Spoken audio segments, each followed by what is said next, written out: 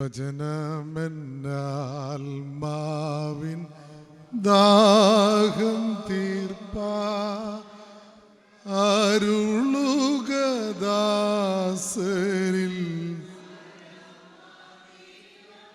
പകരുകയാൽമാവിൻ ശക്തിയാ നിറയുവാൻ നിൻ ജനങ്ങൾ പകരുകയാ മാവിൻ തിരുശക്തിയാ നിറയുവാൻ നിൻ കേൾക്കണേ എൻ പ്രാർത്ഥന നൽകണേ എൻ യാചന കേൾക്കണേ എൻ പ്രാർത്ഥന നൽകണേ. നമ്മുടെ ബാഹ്യമായ കണ്ണുകൾ അടച്ച് ആന്തരിക കണ്ണുകൾ തുറന്ന് വചനത്തിലൂടെ ദൈവത്തിൻ്റെ ഇടപെടൽ അനുഭവിക്കുവാൻ ഒരിക്കൽ കൂടെ ദൈവസന്നിധിയിൽ വിനയപൂർവ്വം താഴ്ത്തി സമർപ്പിച്ച് പ്രാർത്ഥിക്കാം. ബാറയ്ക്കുമോർ പരമകാരുണ്യവാനായ കർത്താവേ, സ്വർഗീയ പിതാവേ, പ്രാർത്ഥനാമുഖരിതമായ അന്തരീക്ഷത്തിൽ ഈ ആലയത്തിൽ ഒരുമിച്ചുകൂടി ശുദ്ധിമതിയായ മാതാവിൻ്റെ മധ്യസ്ഥതയിൽ അഭയം പ്രാപിച്ചുകൊണ്ട് അടിയങ്ങൾ നിൻ്റെ സന്നിധിയിലേക്ക് കടന്നു വരുന്നു.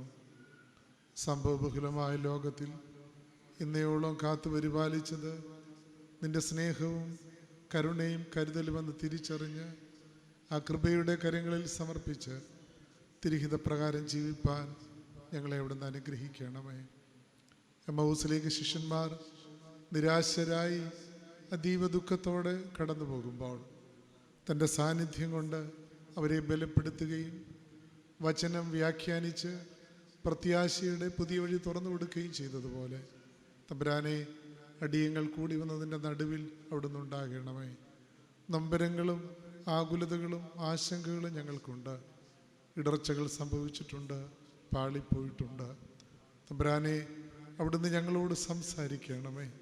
ശിഷ്യന്മാർ പറഞ്ഞതുപോലെ അവൻ നമ്മോട് സംസാരിച്ചപ്പോൾ നമ്മുടെ ഉള്ളു കത്തിക്കൊണ്ടിരിക്കുകയായിരുന്നു എന്ന് പറയുന്നത് പോലെ പരിശുദ്ധാത്മാവിൻ്റെ അഗ്നി ഞങ്ങളുടെ ഹൃദയങ്ങളിലേക്ക് കടന്നു വരണമേ. ഞങ്ങൾ ഓരോരുത്തരോടും അവിടുന്ന് വ്യക്തിപരമായിട്ട് സംസാരിക്കണം. ഞങ്ങളുടെ മുൻപിൽ നിന്നെ കാണാൻ, നീ ചേർത്ത് പിടിക്കുന്നത് തിരിച്ചറിയാൻ, സൗഖ്യമാക്കുന്ന, അനുഗ്രഹിക്കുന്ന, തിരുത്തുന്ന, ശാസിക്കുന്ന ദൈവത്തെ കണ്ടെത്താൻ ഞങ്ങൾക്ക് ഇടയാകണമേ. അമ്മയുടെ മധ്യസ്ഥതയും ഞങ്ങൾക്ക് കാവലാകണമേ. ഞങ്ങളുടെ വാങ്ങിപ്പോയവരും നിനക്ക് നിൻ്റെ പിതാവിനും പരിശുദ്ധാത്മാവിനും സ്തുതിയും സ്തോത്രവും സമർപ്പിപ്പാനായിട്ട് തന്നെ. ആമേൻ. ദൈവനാമം മഹത്വപ്പെടുമാറാകട്ടെ. വൈദിക സെമിനാരിയിൽ എൻ്റെ ഗുരുനാഥനും ഇപ്പോൾ വൈദിക സെമിനാരിയുടെ വൈസ് പ്രിൻസിപ്പളും ഇടപെട വികാരിയുമായ ഡോക്ടർ ജോൺ തോമസ് കരിങ്ങാട്ടിൽ അച്ഛൻ, സഹോദര വൈദികരായ പ്രിയപ്പെട്ട സിബി അച്ഛൻ, തമ്പാനച്ഛൻ, സ്നേഹമുള്ള മാതാപിതാക്കളെ, സഹോദരങ്ങളെ, ഒരിക്കൽ കൂടെ ദേവാലയത്തിൽ തിരുവചന ശുശ്രൂഷയ്ക്കായിട്ട് നിൽക്കുവാൻ ദൈവം നൽകിയ അവസരത്തെ നന്ദിപൂർവ്വം ഓർക്കുന്നു. അച്ഛൻ എന്നെ ഏറെ പ്രോത്സാഹിപ്പിക്കുന്ന ആളാണ്. അതുകൊണ്ടാണ് അച്ഛൻ എന്നെ ഇവിടെ വീണ്ടും ക്ഷണിച്ചത്. അച്ഛൻ്റെ നല്ല വാക്കുകൾ എന്നോടുള്ള സ്നേഹം കൊണ്ട് മാത്രമാണെന്ന് എനിക്കറിയാം. ഞാൻ ആരാണെന്ന് കൃത്യമായിട്ട് എനിക്ക് തന്നെ അറിയാവുന്നതുകൊണ്ട്, നിങ്ങൾക്കും അറിയാവുന്നതുകൊണ്ട് അച്ഛൻ എന്നോടുള്ള സന്തോഷം കൊണ്ടും സ്നേഹം കൊണ്ടും എന്നെ പ്രോത്സാഹിപ്പിക്കുവാൻ പറഞ്ഞ വാക്കുകൾ മാത്രമാണെന്ന് ഞാൻ തിരിച്ചറിയുന്നു. വിനയപൂർവ്വം ഗുരുനാഥനോടുള്ള ആദരവ് അർപ്പിക്കുന്നു. ഞാനിവിടെ തിരുവചനം സംസാരിക്കുമ്പോൾ ആദ്യമേ നിങ്ങളോടൊരു കാര്യം ഓർമ്മപ്പെടുത്തുകയാണ്. നിങ്ങളെക്കാൾ ഒട്ടും ഭേദപ്പെട്ട മനുഷ്യനൊന്നുമല്ല ഞാൻ. ഒരു സാധാരണക്കാരനായ ഒരാൾ വേദപുസ്തകമായിട്ട് നിങ്ങളുടെ മുൻപിൽ നിൽക്കുന്നു. അതുകൊണ്ട് ഞാനീ പറയുന്നത് നിങ്ങളോട് പറയുന്നതിനപ്പുറം എന്നോട് പറയുകയാണ്. എന്നെ തിരുത്താൻ ഞാൻ ആവശ്യപ്പെടുകയാണ്. എൻ്റെ ജീവിതത്തിൻ്റെ നൊമ്പരങ്ങൾക്ക് ആശ്വാസം കണ്ടെത്താനുള്ള ഒരു ദൈവസന്നിധിയുള്ള യാചനയാണ് ഈ തിരുവചന പ്രഘോഷണം. അതോടൊപ്പം കുറച്ചുകൂടെ ദൈവവഴികൾ സഞ്ചരിക്കണമെന്ന് നമുക്കെല്ലാം തിരിച്ചറിവ് നൽകുന്നതുമാകണം. അതിനിടയാകട്ടെ മാതാവിൻ്റെ മധ്യസ്ഥത നമുക്കെല്ലാവർക്കും കാവലായിട്ട് തീരട്ടെ എന്ന് പ്രാർത്ഥിക്കുന്നു. എനിക്ക് പരിചയമുള്ളവരാണ് എല്ലാവരും. ആ സന്തോഷം എനിക്കുണ്ട്. ഇവിടെയുള്ള എല്ലാ മുഖങ്ങളെ എനിക്ക് നന്നേ അറിയാം. അച്ഛൻ ഓർമ്മപ്പെടുത്തിയതുപോലെ പ്രത്യേകിച്ച് നിങ്ങളുടെ ശുശ്രൂഷകനെയും എനിക്ക് നന്നായിട്ട് അറിയാം. അപ്പോൾ അതുകൊണ്ട് പരിചയമുഖങ്ങളുടെ മുൻപിൽ തിരുവചനം സംസാരിക്കുമ്പോൾ അതിൻ്റെ ആശങ്കകൾ വർദ്ധിപ്പിക്കുകയാണ്. കൃത്യമായിട്ട് നിങ്ങൾക്ക് എന്നെ അറിയാമല്ലോ. എന്തായിരുന്നാലും ദൈവകൃപയിൽ ആശ്രയിക്കുന്നു, മാതാവിൻ്റെ മധ്യസ്ഥതയിൽ അഭയം പ്രാപിക്കുന്നു. തിരുവചനത്തിലേക്ക് നിങ്ങളുടെ ശ്രദ്ധ ക്ഷണിക്കുന്നു. ഹോശയ പ്രവചന പുസ്തകം 6-ാം അധ്യായം 1-ാം വാക്യം. ഹോശയ പ്രവചന പുസ്തകം 6-ാം അധ്യായം 1-ാം വാക്യം ആരെങ്കിലും വായിക്കണം?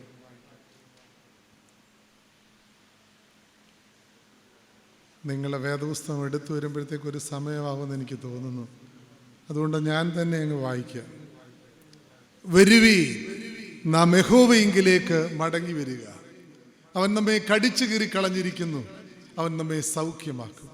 അവൻ നമ്മെ അടിച്ചിരിക്കുന്നു, അവൻ നമ്മുടെ മുറിവ് കെട്ടും. വരുവീ, നമുക്ക് യഹോവയിങ്കിലേക്ക് മടങ്ങി വരാം. അവൻ നമ്മെ കടിച്ചു കീറി കളഞ്ഞിരിക്കുന്നു, അവൻ നമ്മെ സൗഖ്യമാക്കും. അവൻ നമ്മെ അടിച്ചിരിക്കുന്നു, അവൻ നമ്മുടെ മുറിവ് കെട്ടു. വിശുദ്ധ വേദപുസ്തകത്തിൽ പഴയ നിയമ പ്രവചന ഗ്രന്ഥങ്ങളിൽ ചെറിയ പ്രവാചകന്മാരുടെ പുസ്തകത്തിൽ ആദ്യത്തെ പുസ്തകമാണ് ഹോശയ പ്രവചന പുസ്തകം. വടക്കൻ രാജ്യമായ ഇസ്രയേലിന്റെ നേരെയുള്ള ദൈവത്തിൻ്റെ അരുളപ്പാടാണിത്. അല്ല, അതിനപ്പുറം ഇത് ഇസ്രയേലിന്റെ നേർക്കുള്ള ശാസനയാണ്, താക്കീതാണ്, മുന്നറിയിപ്പാണ്. കാലഘട്ടം BC 755-നും 725-നും ഇടയ്ക്കുള്ള കാലഘട്ടം. ഇത് ഇസ്രയേലിൻ്റെ സുവർണ കാലഘട്ടമാണ്. കരുത്തനായ ഭരണാധികാരി യെരോബിയാം രണ്ടാമൻ രാജ്യം ഭരിക്കുന്ന കാലം. ഭൗതികമായ എല്ലാ സുഖലോലുപതയോടും ആർഭാടത്തോടും കൂടെ ജനങ്ങൾ മുന്നോട്ട് നീങ്ങുന്ന കാലം. കോട്ടകൊത്തളങ്ങൾ പണിതുയർത്തി രാജ്യത്തിൻ്റെ അതിർത്തി വിസ്തൃതപ്പെടുത്തിയ കാലം. സുശക്തമായ സൈനികരും ഇക്കാലത്തുണ്ടായിരുന്നു, സൈനിക ശക്തിയും ഇക്കാലത്തുണ്ടായിരുന്നു. സാമ്പത്തികമായ സൈനികപരമായ വളർച്ച മാത്രമല്ല, കാർഷിക അഭിവൃദ്ധിയും അതിൻ്റെ ഉച്ചസ്ഥായിലായിരുന്നു. ഫലസമൃദ്ധമായ മുന്തിരിത്തോട്ടങ്ങൾ, ഗോതമ്പ് വയലുകൾ, മേൽത്തരം അത്തിപ്പഴങ്ങൾ, മാതള നാരങ്ങകൾ എല്ലാം സുലഭം. അങ്ങനെ കാർഷിക അഭിവൃദ്ധി കൊണ്ട് സാമ്പത്തിക പുരോഗതിയും ഇക്കാലത്ത് നേടിയിരുന്നു. ഇസ്രയേലിൻ്റെ ഭീഷണി 2 രാജ്യങ്ങളായിരുന്നു, അസീറിയയും ഈജിപ്റ്റും. ഈജിപ്റ്റുമായി സമാധാന ഉടമ്പടി ഉണ്ടാക്കി അസീറിയയ്ക്ക് കപ്പം കൊടുത്തു. അവരുടെ ഭീഷണിയെയും അതിജീവിച്ച കാലം. ഏത് ആംഗിളിൽ നോക്കിയാലും ഇസ്രയേൽ ഇപ്പോൾ സേഫാണ്. സാമ്പത്തിക പുരോഗതി, രാഷ്ട്രീയപരമായ അടിസ്ഥാനപരമായ എല്ലാ ഭദ്രതയും ആ സമയത്തുണ്ട്. കാർഷിക വളർച്ചയുണ്ട്, സുഖലോലുപതയാണ്, യുദ്ധഭീഷണിയില്ല, എല്ലാം ഭംഗിയായി തന്നെ പോകുന്നു. പുറമെ എല്ലാം ഭംഗിയാണ്. പക്ഷെ ഇക്കാലത്താണ് ഇസ്രയേൽ ഏറ്റവും അധികം ആധ്യാത്മികമായ അധപ്പതനത്തിലൂടെ കടന്നുപോയത്. യഹോവയെ ആരാധിക്കുന്നത് അർത്ഥശൂന്യമായൊരു കാലഘട്ടം. പറയാൻ കാരണം, ദൈവത്തെ ആരാധിക്കേണ്ട ഇടങ്ങളായ ബേഥേലിലും ദാനിലും ഇസ്രയേൽ യഹോവയെ ആരാധിച്ചില്ലെന്ന് മാത്രമല്ല, സ്വർണ്ണ കാളക്കുട്ടിയെ ഉണ്ടാക്കി അതിനെ ആരാധിച്ച് നമസ്കരിക്കുന്നു. ഇതിനേക്കാൾ വലിയ വീഴ്ചയും പാളിച്ചയും വേറെ ഏതാണുള്ളത്? സത്യദൈവത്തിൽ നിന്ന് ജനം അകന്നു മാറി. വിഗ്രഹാരാധന മാത്രമല്ല, വെറുക്കൂത്ത്, മദ്യപാനം, മോഷണം, ചതി, വഞ്ചന, വ്യഭിചാരം, രക്തപാതകം എല്ലാം വർദ്ധിച്ചൊരു കാലം. മനുഷ്യത്വത്തിൻ്റെ സഹജഭാവമായ സ്നേഹം, കരുണ, കരുതൽ അന്യം നിന്നൊരു കാലം. പാവപ്പെട്ട മനുഷ്യൻ ചൂഷണം ചെയ്യപ്പെടുന്നു, ദരിദ്രന്റെ ന്യായം അട്ടിമറിക്കപ്പെടുന്നു. ഇങ്ങനെ വല്ലാത്തൊരു കാലം. ഈ കാലം കണ്ട് സഹിക്കവയ്യാതെ സർവശക്തനായ ദൈവം എഫ്രൈം മലനാട്ടിലെ എബേരിയുടെ മകനായ ഹോശയായെ വിളിക്കുന്നു, തൻ്റെ അരുളപ്പാട് അറിയിക്കാൻ തക്കവണ്ണം. അവനോട് പറയുകയാണ്, നീ വ്യഭിചാരത്തിൽ ജീവിക്കുന്ന, പരസംഗത്തിൽ ജീവിക്കുന്ന ഒരു സ്ത്രീയെ വിവാഹം കഴിക്കണം. എന്നിട്ട് നിന്റെ ജീവിതത്തിൽ നിന്ന്, നിന്റെ ജീവിതത്തിലൂടെ എനിക്ക് ഇസ്രയേലിനോട് എൻ്റെ അരുളപ്പാട് അറിയിക്കണം. അങ്ങനെ പ്രവാചകൻ പരസംഗത്തിൽ ജീവിച്ച ഗോമർ എന്നൊരു സ്ത്രീയെ വിവാഹം കഴിക്കുന്നു. അവളിൽ 3 മക്കൾ ജനിക്കുന്നു.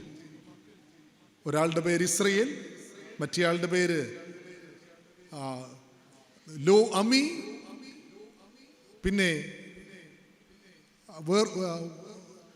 കരുണയില്ലാത്തവൾ എന്നുള്ള മറ്റൊരു പേരൂടെ കുറയുണ്ട്. 3 പേരുകൾ ദൈവം പറഞ്ഞതനുസരിച്ചാണ് പേരുകൾ ഇട്ടത്.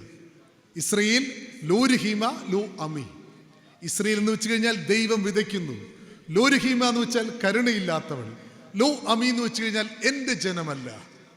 ദൈവം പ്രവാചകനോട് പറയുകയാണ്, ഇതുപോലാണ് ഇസ്രയേൽ. ഒരു കരുണയ്ക്കും അർഹതയുള്ളവരല്ല.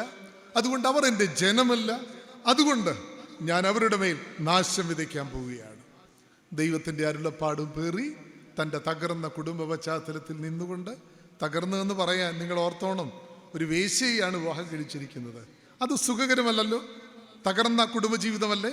അങ്ങനെ തകർന്ന കുടുംബജീവിതത്തിൽ നിന്നുകൊണ്ട് നുറുങ്ങിയ ഹൃദയത്തോടെ, എന്നാൽ ഘനഗംഭീര സ്വരത്തിൽ ആരെയും കൂസാതെ വചനത്തിലൂടെ തീ തുപ്പിക്കൊണ്ട് ഇസ്രയേലിന്റെ പ്രവാചകൻ ഹോശയ്യ ഇസ്രയേലിനോട് അരുളി ചെയ്യുകയാണ്, ദൈവത്തിന്റെ അരുളപ്പാട് അറിയിക്കുകയാണ്. ഇസ്രയേലേ, നീ യഹോവയുടെ വഴി വിട്ടുമാറിയിരിക്കുന്നു, ദൈവത്തിൽ നകന്നിരിക്കുന്നു. അതുകൊണ്ട് നിനക്കൊരു ന്യായവിധിയുണ്ട്. ദൈവം നിന്നെ നശിപ്പിക്കാൻ പോവുക, നിന്നെ തകർക്കാൻ പോവുക. ദിക്കുകൾ കുലുങ്ങുമാറ് ഇടിനാദം പോലെ പ്രവാചകന്റെ ശബ്ദം ദേശമെങ്ങും മാറ്റൊലി കൊള്ളുകയാണ്. അതുകൊണ്ട് തന്നെ ജനങ്ങൾ പരിഭ്രാന്തരാകുന്നു, ആകുലചിത്തരാകുന്നു. എന്ത് ചെയ്യണമെന്നറിയുന്നില്ല. അവർ നിലവിളിക്കുകയാണ്, നെട്ടോട്ടമോടുകയാണ്. ഇത് കണ്ടപ്പോൾ ദൈവത്തിന് തന്നെ ഇസ്രയേൽ ജനതയോട് സഹതാപം തോന്നുകയാണ്. എപ്പോഴും ഓർത്തോണം, നമ്മുടെ ദൈവം ഇങ്ങനെയാണ്. എത്ര ഇടറിപ്പോയാലും, കണ്ണു നനഞ്ഞാൽ, ദൈവസന്നിധിയിൽ നിലവിളിച്ചാൽ, നാം പരിഭ്രാന്തരായാൽ, ആ ദൈവം കഴിഞ്ഞതിനെ എല്ലാം മാറ്റി ചേർത്ത് പിടിക്കാൻ ആഗ്രഹിക്കുന്നവരാണ്. അതാണ് ഈ പുസ്തകത്തിന്റെ വലിയ സന്ദേശവും. ജനങ്ങൾ ഇങ്ങനെ പരിഭ്രാന്തരാകുമ്പോൾ, നിലവിളിക്കുമ്പോൾ, പ്രവാചകനിലൂടെ ദൈവം വീണ്ടും പറയുകയാണ്, ഇസ്രയേലേ, നിങ്ങൾ ഒരു കരുണയ്ക്കും അർഹതയുള്ളവരല്ല. പക്ഷെ ഞാൻ കരുണാമയനാണ്. നിങ്ങൾ അവിശ്വസ്തരാണ്, എന്നാൽ ഞാൻ വിശ്വസ്തനാണ്. ഇസ്രയേലേ, എഫ്രൈമേ, നീ എൻ്റെ വത്സലപുത്രനാണ്, പൊന്നോമന മകനാണ്. കോഴി തന്റെ കുഞ്ഞുങ്ങളെ ചേർത്ത് കൊള്ളുന്നത് പോലെ എനിക്ക് നിന്നെ ചേർത്ത് കൊള്ളുവാൻ മനസ്സാണ്. അതുകൊണ്ട് എൻ്റെ ജനമേ, ഇസ്രയേലേ, നീ ഇപ്പോൾ എവിടെയാണെന്ന് തിരിച്ചറിയുക, എൻ്റെ സന്നിധിയിലേക്ക് തിരിച്ചു വരിക, യഥാസ്ഥാനപ്പെടുക. ഇതാണ് ഈ പുസ്തകത്തിൻ്റെ പ്രധാന സന്ദേശം. തിരിച്ചറിയുക, തിരിച്ചു വരിക, യഥാസ്ഥാനപ്പെടുക. തിരിച്ചറിയണമെങ്കിൽ, തിരിച്ചു വരണമെങ്കിൽ, യഥാസ്ഥാനപ്പെടണമെങ്കിൽ ഇപ്പോൾ എവിടെയാണെന്ന് കൃത്യമായി ഇസ്രയേൽ മനസ്സിലാക്കണം. ദൈവം ഈ പ്രവചനത്തിലൂടെ അവരിപ്പോൾ എവിടെയാണെന്ന് പറഞ്ഞു കൊടുക്കുന്നുമുണ്ട്. പക്ഷെ ഡയറക്റ്റ് പറയുകയല്ല, ചില മെറ്റഫറുകൾ ഉപയോഗിക്കുകയാണ്, ചില ബിംബങ്ങൾ ഉപയോഗിക്കുകയാണ്. ഇങ്ങനെ വേണമെങ്കിൽ പറയാം, ചില പ്രതീകങ്ങൾ ഉപയോഗിക്കുകയാണ്. അവരുടെ പാളിച്ച ഓർമ്മപ്പെടുത്താൻ ചില ബിംബങ്ങൾ, പ്രതീകങ്ങൾ. അതാണ് നാം പഠിക്കുന്നത്. അത് പഠിക്കുമ്പോൾ എവിടെ പാളിപ്പോയെന്നും എങ്ങനെ തിരിച്ചു വരണമെന്നും ആ ഭാഗം നമ്മളോട് പറയും. ഇത് ഞാൻ പറയുമ്പോൾ നിങ്ങൾ ശ്രദ്ധിക്കണം. 2700 വർഷങ്ങൾക്ക് മുൻപ് ഇസ്രയേലിന് നേരെ ദൈവത്തിൻ്റെ അരുളപ്പാട് ഒരു പ്രവാചകൻ അവരുടെ ഓരോരുത്തരുടെയും ജീവിതത്തിലേക്ക് വിരൽ ചൂണ്ടി പറയുന്നത് ആണ് എന്ന് ചിന്തിക്കാതെ, ഈ വർത്തമാനകാലത്ത് നിങ്ങളുടെ ഓരോരുത്തരുടെയും ജീവിതത്തിലേക്ക്, എൻ്റെ ജീവിതത്തിലേക്ക് വിരൽ ചൂണ്ടിക്കൊണ്ട് ദൈവം നമ്മളോട് പറയുന്നതാണ് എന്ന് തിരിച്ചറിയാൻ തക്കവണ്ണം നമുക്കിടയാകട്ടെ. എന്താണ് മെറ്റഫറുകൾ, എന്താണ് ഈ ബിംബങ്ങൾ? 1 6-ാം അധ്യായത്തിൻ്റെ 4-ാം വാക്യം, 6:4. ഇസ്രയേലേ, ഞാൻ നിനക്ക് എന്ത് ചെയ്യേണ്ടു? യഹൂദയെ, ഞാൻ നിനക്ക് എന്ത് ചെയ്യേണ്ടു? നിന്റെ വാത്സല്യം പ്രഭാതമേഘം പോലെ പുലർച്ചയ്ക്ക് നീങ്ങിപ്പോകുന്ന മഞ്ഞ് പോലെയാകുന്നു. ഇസ്രയേലേ, യഹൂദയെ, ഞാൻ നിനക്ക് എന്ത് ചെയ്യേണ്ടു? നിന്റെ വാത്സല്യം പ്രഭാതമേഘം പോലെ പുലർച്ചയ്ക്ക് നീങ്ങിപ്പോകുന്ന മഞ്ഞ് പോലെയാണ്. ഇസ്രയേലേ, യഹൂദയെ, എഫ്രൈമേ, നിന്റെ പാളിച്ച് ഞാൻ കൃത്യമായിട്ട് പറഞ്ഞു തരാം. നിന്റെ വാത്സല്യം പ്രഭാതമേഘം പോലെയാണ്, പുലർച്ചയ്ക്ക് നീങ്ങിപ്പോകുന്ന മഞ്ഞ് പോലെയാണ്. നിനക്ക് വാത്സല്യമില്ലെന്നല്ല, നിനക്ക് സ്നേഹമില്ലെന്നല്ല, നിനക്ക് ഭക്തിയില്ലെന്നല്ല, നിനക്ക് വിശ്വാസമില്ലെന്നല്ല. പക്ഷേ നിന്റെ സ്നേഹവും വിശ്വാസവും പ്രഭാതമേഘം പോലെയും രാവിലത്തെ ആ പുലർച്ചയ്ക്ക് നീങ്ങിപ്പോകുന്ന മഞ്ഞു പോലെയുമാണ്. Your loyalty, your faithfulness, your love, your devotion is like morning cloud and early dew. എന്താണ് ഈ പ്രഭാതമേഘത്തിൻ്റെയും പുലർച്ചയ്ക്ക് നീങ്ങിപ്പോകുന്ന മഞ്ഞിൻ്റെയും പ്രത്യേകത എന്താണ്? നമുക്കറിയാം, ഈ പ്രഭാതമേഘവും പുലർച്ചയ്ക്ക് നീങ്ങുന്ന മഞ്ഞും അത് സ്പെക്ടക്കുലറാണ്, കണ്ണഞ്ചിപ്പിക്കുന്നതാണ്. പക്ഷെ ഒരു കുഴപ്പമുണ്ട്. സൂര്യൻ ഉദിക്കുമ്പോഴത്തേക്ക് പ്രഭാതമേഘം നീങ്ങിപ്പോകും. ചൂട് കൂടുമ്പോൾ ആ പുലർച്ചയ്ക്കുള്ള മഞ്ഞ് ഉരുകിപ്പോകും. നിനക്ക് വിശ്വാസമുണ്ട്, സ്നേഹമുണ്ട്, ഭക്തിയുണ്ട്, നിനക്ക് വിധേയത്വമുണ്ട്. പക്ഷേ അത് നീങ്ങിപ്പോകുന്നതുമാണ്, ഉരുകിപ്പോകുന്നതുമാണ്. ജീവിതത്തിൻ്റെ പ്രശ്നങ്ങൾ ഏറുമ്പോൾ നീങ്ങിപ്പോകുന്നതും ജീവിതത്തിന്റെ പ്രതിസന്ധിയുടെ ചൂട് കൂടുമ്പോൾ ഉരുകിപ്പോകുന്നതുമാ നിന്റെ വിശ്വാസം, നിന്റെ സ്നേഹം. നമുക്കറിയാം, ഈ വിത്തുകളുടെ ഉപമയിൽ പാറപ്പുറത്ത് വീണ വിത്ത് പോലെ പെട്ടെന്ന് കിളിർക്കും, വളരുന്നുണ്ട്, തളിർക്കുന്നുണ്ട്, ചൂട് വരുമ്പോഴത്തേക്ക് ഉണങ്ങിപ്പോകും. പ്രിയമുള്ളവരെ, നമുക്ക് ആർക്കാ വിശ്വാസമില്ലാത്തത്? നമുക്ക് ആർക്കാ ദൈവത്തോട് സ്നേഹമില്ലാത്തത്? നമുക്ക് ആർക്കാ ദൈവത്തോട് ഭക്തിയില്ലാത്തത്? പക്ഷേ ഇത് ഡീപ്പ് റൂട്ടഡ് അല്ല, ഇത് സ്റ്റേബിൾ അല്ല, ഇത് പെരിഫർ ലെവലിലുള്ളതാണ്. ജീവിതത്തിന്റെ പ്രശ്നങ്ങൾ വരുമ്പോൾ മങ്ങിപ്പോകുന്നതാണ്. ജീവിതത്തിന്റെ പ്രതിസന്ധി കടന്നു വരുമ്പോൾ ഉരുകിപ്പോകുന്നതാണ്. അങ്ങനെയുള്ളതാണോ നമ്മുടെ വിശ്വാസം? ഇതിന്റെ പ്രശ്നം എന്താണെന്നറിയാമോ? ബലഹീനരായ വിശ്വാസികൾ എന്നുള്ളതാണ്. ജീവിതത്തിന്റെ ശോധനകൾ വരുമ്പോൾ, പ്രയാസങ്ങൾ വരുമ്പോൾ വിശ്വാസമൊക്കെ നഷ്ടമായിട്ട് പോകും. എപ്പോഴും ഓർത്തോണം ഈ കാര്യം. ജീവിതത്തിൽ എന്തുണ്ട് ഇല്ല എന്നുള്ളതല്ല ഒരു മനുഷ്യന്റെ വിശ്വാസം നിശ്ചയിക്കുന്നത്, അതിനെ എങ്ങനെ നേരിടുന്നു എന്നുള്ളതാണ്. ചില മനുഷ്യരെ കണ്ടിട്ടില്ലേ, കണ്ണീർ കയങ്ങളുടെ നടുവിലും 100 ജീവിക്കും. ചില മനുഷ്യർക്ക് കുഞ്ഞു പ്രശ്നങ്ങൾ വരുമ്പോഴത്തേക്ക് അടിപതറിപ്പോകും. നിങ്ങൾ ഓർക്കണം, ഇസ്രയേലിലെ തമ്പുരാൻ എത്ര അത്ഭുതകരമായിട്ടാണെന്നറിയാം വഴി നടത്തിയത്. 400 വർഷം ഇസ്രയേലിൽ അടിമകളായിരുന്നു.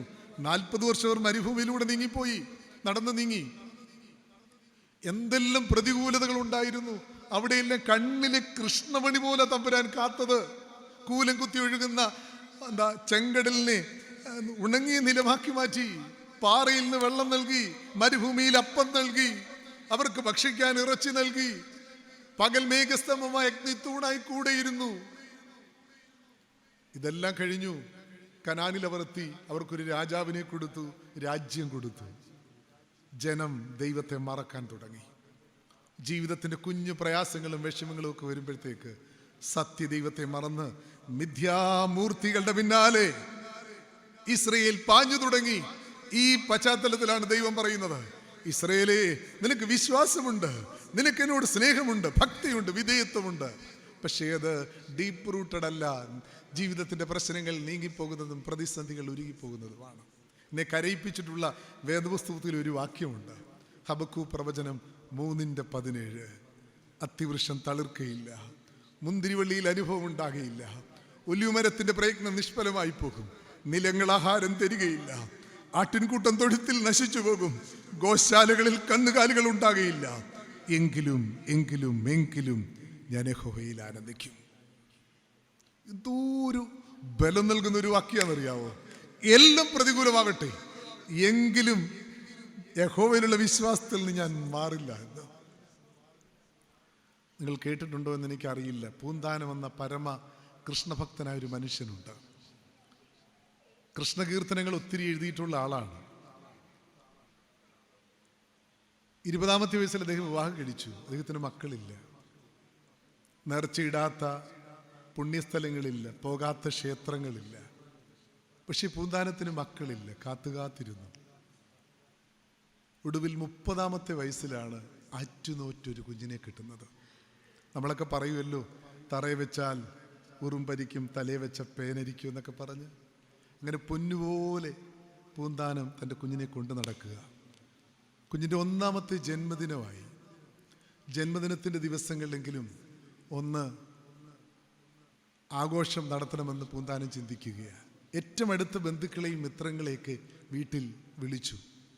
പൂന്താനത്തിൻ്റെ ഇല്ലം ഒരു സന്തോഷത്തിൻ്റെ ഇടമായിട്ട് മാറി. അവർക്ക് ഒരു ചടങ്ങുണ്ട്. പുണ്യകർമ്മങ്ങളൊക്കെ നടക്കുമ്പോൾ അവരുടെ കുടുംബക്കുളത്തിൽ കുളിച്ചു കയറും. ഈറനണിഞ്ഞ മുഷിഞ്ഞ വസ്ത്രങ്ങൾ മാറ്റി പുതിയ വസ്ത്രങ്ങൾ ധരിക്കും. 1 വയസ്സുള്ള കുഞ്ഞിനെ ഒരു മുറിയുടെ ഓരത്തിങ്ങനെ കിടത്തിയിരിക്കുകയാണ്. ആദ്യം കുളിച്ചു കയറിയ മനുഷ്യൻ ഈറനണിഞ്ഞ മുഷിഞ്ഞ വസ്ത്രങ്ങൾ മാറ്റി പുതിയ വസ്ത്രങ്ങൾ ധരിച്ചു. ഈറനണിഞ്ഞ മുഷിഞ്ഞ വസ്ത്രങ്ങൾ അടുത്തുള്ള മുറിയിലേക്ക് വലിച്ചെറിഞ്ഞു.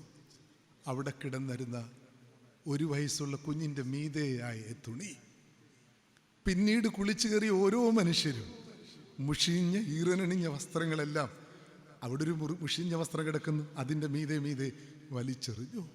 അധികം താമസിച്ചില്ല, 1 വയസ്സുള്ള കുഞ്ഞ് ശ്വാസം കിട്ടാതെ മുഷിഞ്ഞ വസ്ത്രത്തിൻ്റെ അടിയിൽ പിടഞ്ഞു മരിച്ചു. സന്തോഷത്തിൻ്റെ ഇടം കണ്ണീർ കയമായി.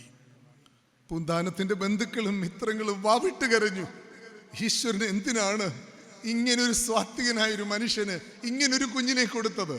ഇതിനേക്കാൾ നല്ലത് കൊടുക്കാതിരിക്കുകയല്ലേ? വാവിട്ട് കരയുകയാണ്, അലമുറയിട്ട് നിലവിളിക്കുകയാണ്, ബഹളമുണ്ടാക്കുകയാണ്. പരമകൃഷ്ണ ഭക്തനായ പൂന്താനം അവരുടെ നടുവിലേക്ക് വന്നു. എല്ലാവരുടെയും ശ്രദ്ധ പൂന്താനത്തിൻ്റെ പ്രതികരണം എന്തായിരിക്കുമെന്നുള്ളതാണ്. ആത്മവിശ്വാസത്തോടെ, ഈശ്വരബോധത്തോടെ ആ മനുഷ്യൻ ഇങ്ങനെ 2 വരികൾ ചൊല്ലി: ഉണ്ണിക്കണ്ണൻ മനസ്സിൽ കളിക്കുമ്പോൾ ഉണ്ണികൾ മറ്റു വേണമോ മക്കളായി. ഉണ്ണിക്കണ്ണൻ മനസ്സിൽ കളിക്കുമ്പോൾ ഉണ്ണികൾ മറ്റു വേണമോ മക്കളായി.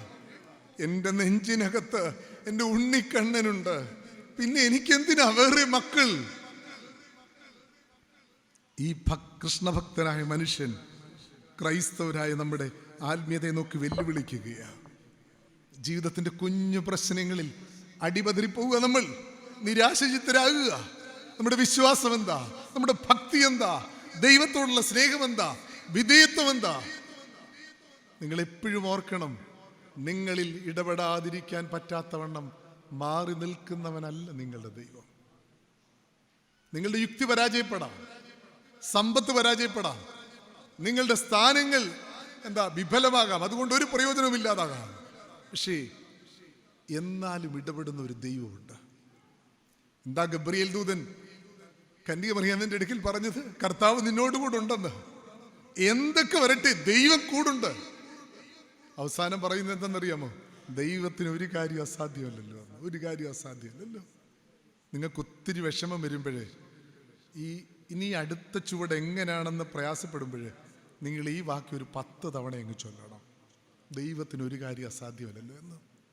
1, 2, 3 പ്രാവശ്യമൊക്കെ നിങ്ങളിങ്ങനെ അങ്ങ് ചൊല്ലിപ്പോവും. 4, 5, 6 ആകുമ്പോഴത്തേക്ക് ശബ്ദമൊക്കെ മാറും, ശരീരമൊക്കെ വിറയ്ക്കാൻ തുടങ്ങും. 7, 8, 9 ആകുമ്പോഴത്തേക്ക് കണ്ണ് നനഞ്ഞു തുടങ്ങും.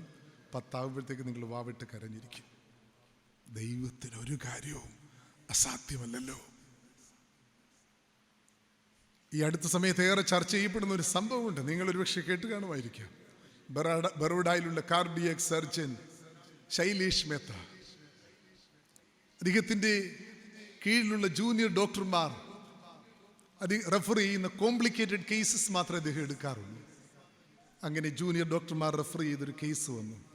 6 വയസ്സുള്ള ഒരു കുഞ്ഞ് കുഞ്ഞിനെ അപ്പനും അമ്മയും കൊണ്ടുവന്നിരിക്കുകയാണ്. റിപ്പോർട്ടുകളൊക്കെ പരിശോധിച്ചപ്പോൾ തന്നെ ഡോക്ടർ ഞെട്ടിപ്പോയി. ഒടുവിൽ ആ നടുക്കുന്ന സത്യം പേരൻസിൻ്റെ അടുക്കൽ പറഞ്ഞു. പരമാവധി കുഞ്ഞ് 3 മാസമേ ജീവിച്ചിരിക്കുകയുള്ളൂ. ഏക സാധ്യത എന്ന് പറയുന്നത് സർജറിയാണ്. സർജറി നടത്തിയാലും 60-70% കുഞ്ഞ് മരിക്കാനേ സാധ്യതയുള്ളൂ. പേരൻസ് വാവിട്ട് കരയാൻ തുടങ്ങി. ഒടുവിൽ അവർ ഒരുമിച്ച് പറഞ്ഞു, ഡോക്ടറെ സർജറി നടത്താം, അതാണല്ലോ എന്തെങ്കിലും ഒരു സാധ്യത. സർജറിയുടെ ക്രമീകരണങ്ങൾ ആരംഭിച്ചു. 6 ദിവസം മുമ്പ് ഹോസ്പിറ്റലിൽ അഡ്മിറ്റ് ചെയ്തു. അമ്മ കുഞ്ഞിനെ ഇങ്ങനെ ചേർത്ത് പിടിച്ചുകൊണ്ട് പ്രാർത്ഥിക്കുകയാണ്. മോളെ, എല്ലാം ദൈവത്തിൽ സമർപ്പിക്കണം, ദൈവം കാത്തുള്ളൂ. ഇത് നീ പറയണം. കാണുന്നവരുടെ എല്ലാം കണ്ണ് നനഞ്ഞു. അതുപോലെ അമ്മ ഇങ്ങനെ കുഞ്ഞിനെ ചേർത്ത് പിടിച്ച് 6 വയസ്സുള്ള കുഞ്ഞിനെ ഇങ്ങനെ പ്രാർത്ഥന പഠിപ്പിക്കുക. സർജറിയുടെ ദിവസമായി വലിയ ടേബിളിൽ, ഓപ്പറേഷൻ തിയേറ്ററിൻ്റെ വലിയ ടേബിളിൽ ഈ കൊച്ചു കുഞ്ഞിനെ കിടത്തി. ഡോക്ടർ ശൈലേഷ് മേത്തയുടെയും കൈകളൊക്കെ ഒന്ന് വറയ്ക്കാൻ തുടങ്ങി. കാരണം സർജറി നടത്തിയാൽ ജീവിക്കാനുള്ള സാധ്യത കുറവാണ്, മരണത്തിന് വിട്ടുകൊടുക്കാനുള്ള സാധ്യതയാണ് കൂടുതൽ. അതുകൊണ്ട് തന്നെ ഡോക്ടർ അവളെ ഒന്ന് തലോടി, എന്നിട്ട് പറഞ്ഞു, മോളൊട്ടും പേടിക്കൊന്നും വേണ്ട, എല്ലാം ശരിയായിക്കൊള്ളും. അവൾ പെട്ടെന്ന് ഡോക്ടറോട് പറഞ്ഞു, അതിന് ഡോക്ടർ അങ്കിൾ എനിക്ക് പേടിയൊന്നുമില്ലല്ലോ. ഞാൻ ഡോക്ടർ അങ്കിളുടെ അടുക്കൽ ഒരു ചോദ്യം ചോദിച്ചോട്ടെ? ഡോക്ടർ അങ്കിൾ, എനിക്ക് ഓപ്പൺ ഹാർട്ട് സർജറിയാണോ ചെയ്യുന്നത്? എന്നിട്ട് എൻ്റെ ഹാർട്ട് മുറിച്ചിട്ട് കീറി മുറിച്ച് ഡോക്ടർ അങ്കിൾ നോക്കുവോ? അപ്പോഴത്തേക്ക് ഡോക്ടർ വിചാരിച്ചു ഇവൾക്ക് അതിൻ്റെ വേദനയൊക്കെ ഓർത്ത് പേടിച്ചായിരിക്കും. അപ്പം ഡോക്ടർ പറഞ്ഞു, മോളെ പേടിക്കൊന്നും വേണ്ട, അതുപോലുള്ള മെഡിസിൻസാണ് തരുന്നത്, ഇവിടെ നിനക്ക് വേദന ഒട്ടും അറിയില്ല, ഒട്ടും വിഷമിക്കണ്ട. ഡോക്ടർ അങ്കിളെ, അതല്ല കാര്യം.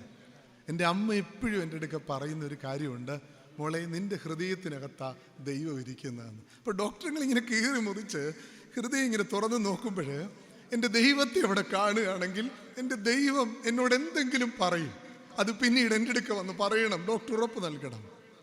ഡോക്ടർ നിസ്സഹായനായ ഡോക്ടർ പറഞ്ഞു, ഉറപ്പ് ഞാൻ പറഞ്ഞോളാം എന്നൊക്കെ പറഞ്ഞു. സർജറി ആരംഭിച്ചു. 45 മിനിറ്റായി. ഹാർട്ടിലോട്ടുള്ള ബ്ലഡ് പമ്പ് ചെയ്യുന്നേ ഇല്ല. ഇനി ഒന്നും ചെയ്യാനില്ല എന്ന് ശൈലേഷ് മേത്തയ്ക്ക് മനസ്സിലായി. അദ്ദേഹം ജൂനിയർ ഡോക്ടർമാരുടെ അടുക്കൽ പറഞ്ഞു, കൊച്ചിനെ മരണത്തിന് വിട്ടുകൊടുക്കല്ല, അതൊന്നുമില്ല, എങ്ങനെങ്കിലും കുത്തിക്കട്ടെ. ആ സമയത്ത് ആ കൊച്ചു പറഞ്ഞ വാക്ക് ഡോക്ടറുടെ കാതുകളിൽ ഇങ്ങനെ ഇടിച്ചു നിന്നു. ഡോക്ടറുകളെ ഹാർട്ട് തുറന്ന് കീറി മുറിച്ച് നോക്കുമ്പോൾ എൻ്റെ ദൈവത്തെ കാണുകയാണെങ്കിൽ, ദൈവം എന്തെങ്കിലും പറയുകയാണെങ്കിൽ എന്നിടയ്ക്ക് ഒന്ന് പറയണമെന്ന്. നിരീശ്വരവാദിയായ ഡോക്ടർ രക്തം പുരണ്ട കരങ്ങൾ കൂപ്പി മുട്ടുകുത്തി ഓപ്പറേഷൻ തിയേറ്ററിൽ ആദ്യമായിട്ട് പ്രാർത്ഥിച്ചു.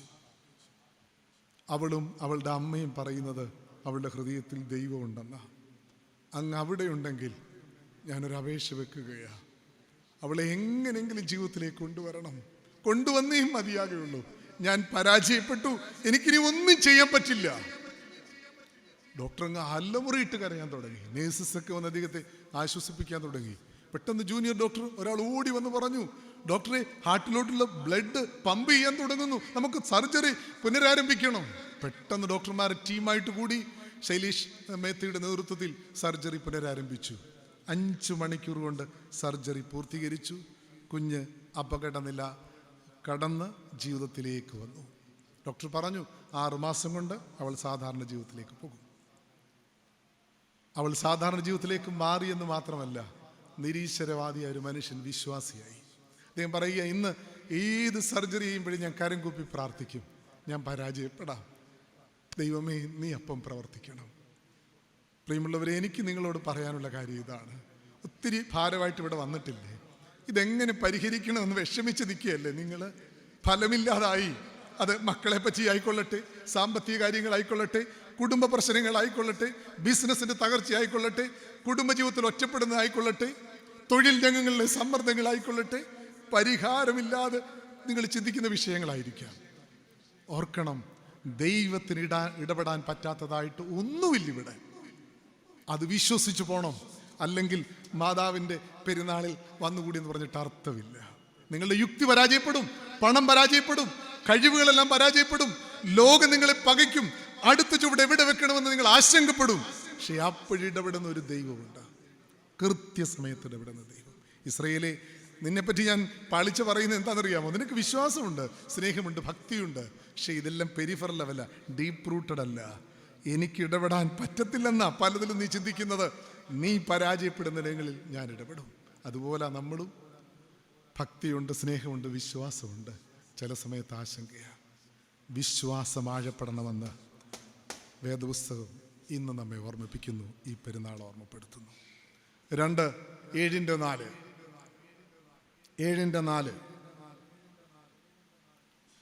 അവരെല്ലാം വ്യഭിചാരികളാകുന്നു, അപ്പക്കാരൻ ചൂടുപിടിപ്പിച്ച അപ്പക്കല്ലിന് സമം. ഇസ്രയേലേ, എഫ്രൈമേ, you are like heated oven. പഴുപ്പിച്ച അപ്പക്കല്ല്. നമുക്കത് മനസ്സിലാകില്ല, എന്താണെന്ന് പിടികിട്ടില്ല. എന്നാൽ അക്കാലത്തെ യഹൂദർക്ക് കൃത്യമായിട്ട് അറിയാം. പണ്ട് പാചകം ചെയ്യുന്നത് കല്ലിലായിരുന്നു. കല്ല് പെട്ടെന്ന് പഴുക്കില്ല. രാവിലെ പാചകം ചെയ്യണമെങ്കിൽ രാത്രിയിൽ കല്ലിൻ്റെ അടിയിൽ തീ കത്തിച്ചിടും. രാവിലെ ആകുമ്പോഴത്തേക്ക് കല്ലിങ്ങനെ പഴുത്ത് കിടക്കും. പിന്നെ പാചകം ചെയ്യാൻ എളുപ്പമാണ്. ഈ മെറ്റഫറാണ്, ബിംബമാണ് ഇസ്രയേൽ എന്താണെന്ന് പറയാൻ അവരെ ഓർമ്മപ്പെടുത്തുന്നത്. ഇസ്രയേലെ, നീ പഴുത്ത് കിടക്കുക, ജ്വലിച്ച് കിടക്കുക. ഇത് നന്മയിലല്ല കേട്ടോ, വിശുദ്ധിയിലല്ല, ദൈവത്തിൻ്റെ സന്നിധിയിലുള്ള വിശ്വസ്തതയിലുമല്ല. പിന്നെ എന്തിലാണെന്നറിയാമോ? തിന്മയിലാണ്, വഷളത്വത്തിലാണ്, വെറുക്കൂത്തിലാണ്, അഹങ്കാരത്തിലാണ്. ഇത് കൃത്യമായിട്ട് ഈ വേദഭാഗം പറഞ്ഞു വരുന്നുണ്ട്. 7-ാം അധ്യായത്തിൻ്റെ 3-ാം വാക്യം, ദുഷ്ടത കൊണ്ട് രാജാക്കന്മാരെയും പ്രഭുക്കന്മാരെയും സന്തോഷിപ്പിക്കുന്നു. എല്ലാ ദുഷ്ടതയുണ്ട്. നമ്മൾ ഈ പഠിക്കുന്ന വാക്യത്തിൻ്റെ ആദ്യ ഭാഗം, നിങ്ങളെല്ലാം വ്യഭിചാരികളാകുന്നു, അപ്പക്കാരൻ ചൂടുപിടിപ്പിച്ച അപ്പക്കല്ലിന് സമം. വ്യഭിചാരികളെന്ന് തുറന്നു പറയുകയാണ് പ്രവാചകൻ. 5-ാമത്തെ വാക്യം, രാജാവിൻ്റെ ദിവസത്തിൽ വീഞ്ഞു കുടിച്ച് മത്ത് പിടിച്ച് ദീനം പിടിച്ചിരിക്കുന്നു, മദ്യപാനികളാന്ന് പറയുകയാണ്.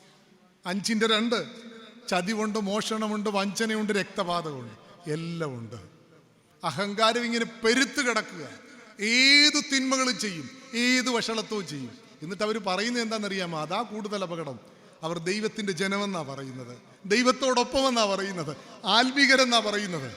ഇവിടെയാണ് ദൈവം അവരെ നോക്കി പറയുന്നത്, എത്ര ഒളിപ്പിച്ചു വെച്ചാലും നീ നിന്റെ ഉള്ളിൽ ഇങ്ങനെ പഴുത്ത് കിടക്കുന്നത്, ജ്വലിച്ചു കിടക്കുന്നത്, തിന്മ ചേർത്ത് പിടിച്ചിരിക്കുന്നത് ഞാൻ കാണുന്നുണ്ട്. ഇതാണ് ഇസ്രായേലേ നിന്റെ പാളിച്ചയും നിന്റെ പാപവും. ഇതുപോലെ അധമ പാപം നമ്മുടെ ജീവിതത്തിൽ ഇല്ലെങ്കിൽ പോലും അവരെക്കാൾ അത്രയധികം ഭേദപ്പെട്ടവരൊന്നുമല്ല. ദൈവത്തോടൊപ്പമെന്നും ദൈവത്തിൻ്റെ ആളുകളെന്നും ആത്മീകരാണെന്നും പ്രാർത്ഥനാ കൂട്ടത്തിന് നേതൃത്വം നൽകുന്നുവെന്നും പള്ളിയുടെ കാര്യങ്ങൾ ഞങ്ങളാ ശ്രദ്ധിക്കുന്നതെന്നും കുപ്പായമിട്ട് പ്രഭാഷണം നടത്തുന്നു ഒക്കെ നമ്മൾ പറയുകയാണ്. പക്ഷേ ആരും കാണാതെ ചില അഹങ്കാരം ജീവിതത്തിലില്ലേ? ഒളിപ്പിച്ചു വെച്ച തിന്മകളില്ലേ? പള്ളിയുടെ നേതൃത്വ നിരയിൽ ഇരിക്കാൻ ഇഷ്ടമാണ്, പക്ഷെ മദ്യപാനം വിട്ടുകളയാൻ മനസ്സില്ല. പങ്കാളിയുടെ മുൻപിൽ വിശ്വസ്തത നടിച്ചു നിൽക്കുക, എന്നിട്ട് പങ്കാളിക്ക് അപ്പുറമായിട്ട് ആരോ ജീവിതത്തിൽ കടന്നു വരിക. കുഞ്ഞുങ്ങളുടെ മുൻപിൽ സാരോപദേശം പറഞ്ഞു കൊടുക്കുക, എന്നിട്ട് വികലമായി ജീവിക്കുകയാണ്. നാട്ടി മുഴുവൻ മാലാകുക, വീട്ടിൽ പിശാച. ഇതെങ്ങനെ ചേർന്ന് പോകുന്നത്? എന്നിട്ട് നമ്മളൊക്കെ ആത്മീയരെന്നാ പറയുന്നത്, ദൈവത്തോടൊപ്പം എന്നാ പറയുന്നത്, ദൈവത്തിന്റെ സ്വന്തം ജനമെന്നാ പറയുന്നത്. പള്ളിയോട് ചേർന്ന് നിന്നിട്ട് എന്തഹങ്കാരം കാണിക്കാനും മടിയില്ല. ദൈവത്തിന്റെ മുൻപിലാണെന്നും ദേവാലയത്തിന്റെ ഉള്ളിലാണെന്നും ചിന്തിക്കാതെ അഹങ്കരിച്ച് പ്രവർത്തിക്കുന്ന ശൈലി നമ്മുടെ ജീവിതത്തിലുണ്ട്. പച്ചയായി നമ്മുടെ നേരെ വിരൽ ചൂണ്ടുകയാണ്, എന്റെ നേരെ വിരൽ ചൂണ്ടുകയാണ്. ഇസ്രായേലേ നീ പഴുത്ത് കിടക്കുക. ഇത് കൃത്യമായിട്ട് ഞാൻ കാണുന്നുണ്ട്. നമുക്കറിയാം നമ്മുടെ യേശുനാഥൻ എത്ര ക്ഷമാശീലനാണെന്നറിയാവോ? ഗണികയെ വേശ്യയെ ചേർത്ത് പിടിച്ചവനാ, ചുങ്കക്കാരനെ ശിഷ്യന്മാരിൽ ഒപ്പമാക്കിയവനാ, ഒറ്റുകൊടുക്കാൻ വന്ന യൂതയെ സ്നേഹിത എന്ന് വിളിച്ചവനാ. ആർക്കും ചേക്കേറാനുള്ള ചില്ലയായിരുന്നു ക്രിസ്തു. പക്ഷെ ക്രിസ്തു ചിലയിടങ്ങളിൽ കലിതുള്ളി നിന്നിട്ടുണ്ട്. അതൊന്ന് പരീശന്മാരെ സദൂക്യരെ നോക്കുമ്പോഴാണ്. അവരോട് പറയുക, വെള്ള തേച്ച ശവക്കല്ലറകളാ നിങ്ങൾ, വെള്ള തേച്ച ശവക്കല്ലറകളാ. പുറമെ എല്ലാം ഒരു കുഴപ്പവുമില്ല, ഭക്തിയുടെ വേഷം ധരിച്ചിട്ടുണ്ട്, അകമേ ജീർണിക്കുന്നതാണ്, ദുർഗന്ധം വമിക്കുന്നതാണ്, വഷളത്ത് നിറഞ്ഞതാണ്. ഒന്ന് ചിന്തിച്ചു നോക്കി. നമുക്കൊക്കെ ഒരു ചിന്തയുണ്ട്, മുറിക്കകത്ത് കയറി കഥ ഊറ്റിയിട്ട് കഴിയുമ്പോൾ നമ്മളെ ആരും കാണുന്നില്ലെന്ന്. നമ്മുടെ ഉള്ളിൽ കാണുന്ന ഒരു ദൈവമുണ്ട്, ഹൃദയങ്ങളെ ശോധന ചെയ്യുന്ന ഒരു ദൈവമുണ്ട്, അന്തരീന്ദ്രിയങ്ങളെ കാണുന്ന ഒരു ദൈവമുണ്ട്. കുടുംബ ബന്ധവും ദൈവബന്ധവും ഒക്കെ മറന്ന് അഹങ്കാര പ്രമത്തതയിൽ മുന്നോട്ട് നീങ്ങുമ്പോൾ അവിടെ എവിടെയാ നമ്മുടെ ജീവിതം ക്രിസ്തുവിനോടൊപ്പമാകുന്നത്? നമുക്ക് ചുമ്മാ വെറുതെ പറയാം ക്രിസ്തുവിനോട് കൂടാണെന്ന്, ദൈവത്തിന്റെ ജനമാണെന്ന്. നമ്മെ ഓരോരുത്തരെയും നേരെയും ദൈവത്തിന്റെ പരിശുദ്ധാത്മാവിൽ ചൂണ്ടി പറയുകയാ. പ്രിയമുള്ളവരെ, ഏറെ ഏറെ ഏറെ ശ്രദ്ധിക്കണം. വിശുദ്ധ വേദപുസ്തകത്തിൽ ഒരു ഉപമയുണ്ട്. ഉപമയല്ല, ഒരു സംഭവമാണ്. ഉപമ ആക്റ്റഡ് പാരബിൾ എന്ന് വേദപണ്ഡിതന്മാർ പറയുന്നുണ്ട്. ഓശാന കഴിഞ്ഞിട്ട് ക്രിസ്തു തിരിച്ച് പിൻവാങ്ങുന്ന സമയത്ത് ഒരു അത്തിയെ കണ്ടു. ഫലമില്ലാതെ കണ്ടപ്പോഴത്തേക്ക് അത്തി അതിനെ ശപിക്കുന്നു. നമുക്ക് വിഷമം തോന്നും, തമ്പുരാൻ ഇത്ര നിസ്സാര മനുഷ്യനാണോ എന്ന്. ഫലമില്ലാത്തപ്പോൾ ശപിച്ചു അത്തിയെ. അത്ര സങ്കുചിത ഭാവമാണോ എന്ന്. ഫലമില്ലാത്തതുകൊണ്ടല്ല ക്രിസ്തു ശപിച്ചത്, ഫലരാഹിത്യം ഇലകളാൽ മറച്ചു വെച്ചുകൊണ്ടാണ്. അത്തിയിൽ തളിർത്തയില എപ്പോഴുണ്ടാകുന്നോ അതിൻ്റെ കീഴിൽ ഫലം ഉണ്ടാകണമെന്ന് പ്രകൃതി നിയമമാണ്. തളിർത്തലയുണ്ട്, ഫലമില്ല. ഫലമില്ലാത്തതുകൊണ്ടല്ല തമ്പുരാൻ ക്ഷമിച്ചതിന്. ഫലരാഹിത്യം ഇങ്ങനെ ആത്മീയതയുടെ കുപ്പായങ്ങൾ കൊണ്ട് മറച്ചു വെക്കുക. നമ്മൾ അതിനേക്കാളും കുഴപ്പക്കാരാ. ഫലമില്ലെന്ന് മാത്രമല്ല, വൈകൃതം നിറഞ്ഞത് പലതും ജീവിതത്തിലുണ്ട്. എന്താ നാം ഒളിപ്പിച്ചു വെച്ചിരിക്കുന്ന പാപം? മറ്റുള്ളവരുടെ മുൻപിൽ മിന്നിത്തിളങ്ങി നിൽക്കുന്ന നമ്മൾ ദൈവത്തിന്റെ ഒളിക്യാമറ ചിത്രം എടുത്താൽ പച്ചയായിട്ട് പുറത്തു വരത്തില്ലേ? ദൈവം കാണുന്നു എന്നൊരു ചിന്തയുണ്ടെങ്കിൽ ഈ പെരുവിരൽ മുതൽ തലവരെ വിറയിൽ കടന്നു വരുന്നില്ലേ? ഈ പെരുന്നാൾ രോഗസൗഖ്യത്തിനുള്ളതല്ല. ഈ പെരുന്നാൾ മക്കൾക്ക് ജോലി കിട്ടാനുള്ളതല്ല. ഈ പെരുന്നാൾ നമ്മുടെ സാമ്പത്തിക നില ഭദ്രമാക്കാനുള്ളതല്ല. പാപബോധം ഉണ്ടാകാൻ വേണ്ടിയുള്ളതാണ്. അത് തിരിച്ചറിയണം. ഇതിൻ്റെ കുഴപ്പം എന്താണെന്നറിയാമോ? Diminishing fear of God. ദൈവഭയം കുറഞ്ഞു കുറഞ്ഞു വരിക.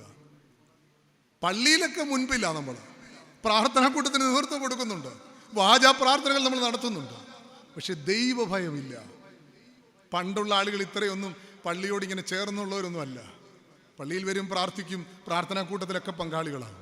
പക്ഷെ ഇപ്പോഴെപ്പോഴും ഏത് പള്ളികളിലും സംഭവിക്കുന്ന കാര്യമാണിത്. പള്ളിയോട് ചേർന്ന് നിൽക്കുന്നവർക്ക് ദൈവഭയമില്ല. എൻ്റെ കാര്യം ഉൾപ്പെടെ ഞാൻ പറയുന്നത്.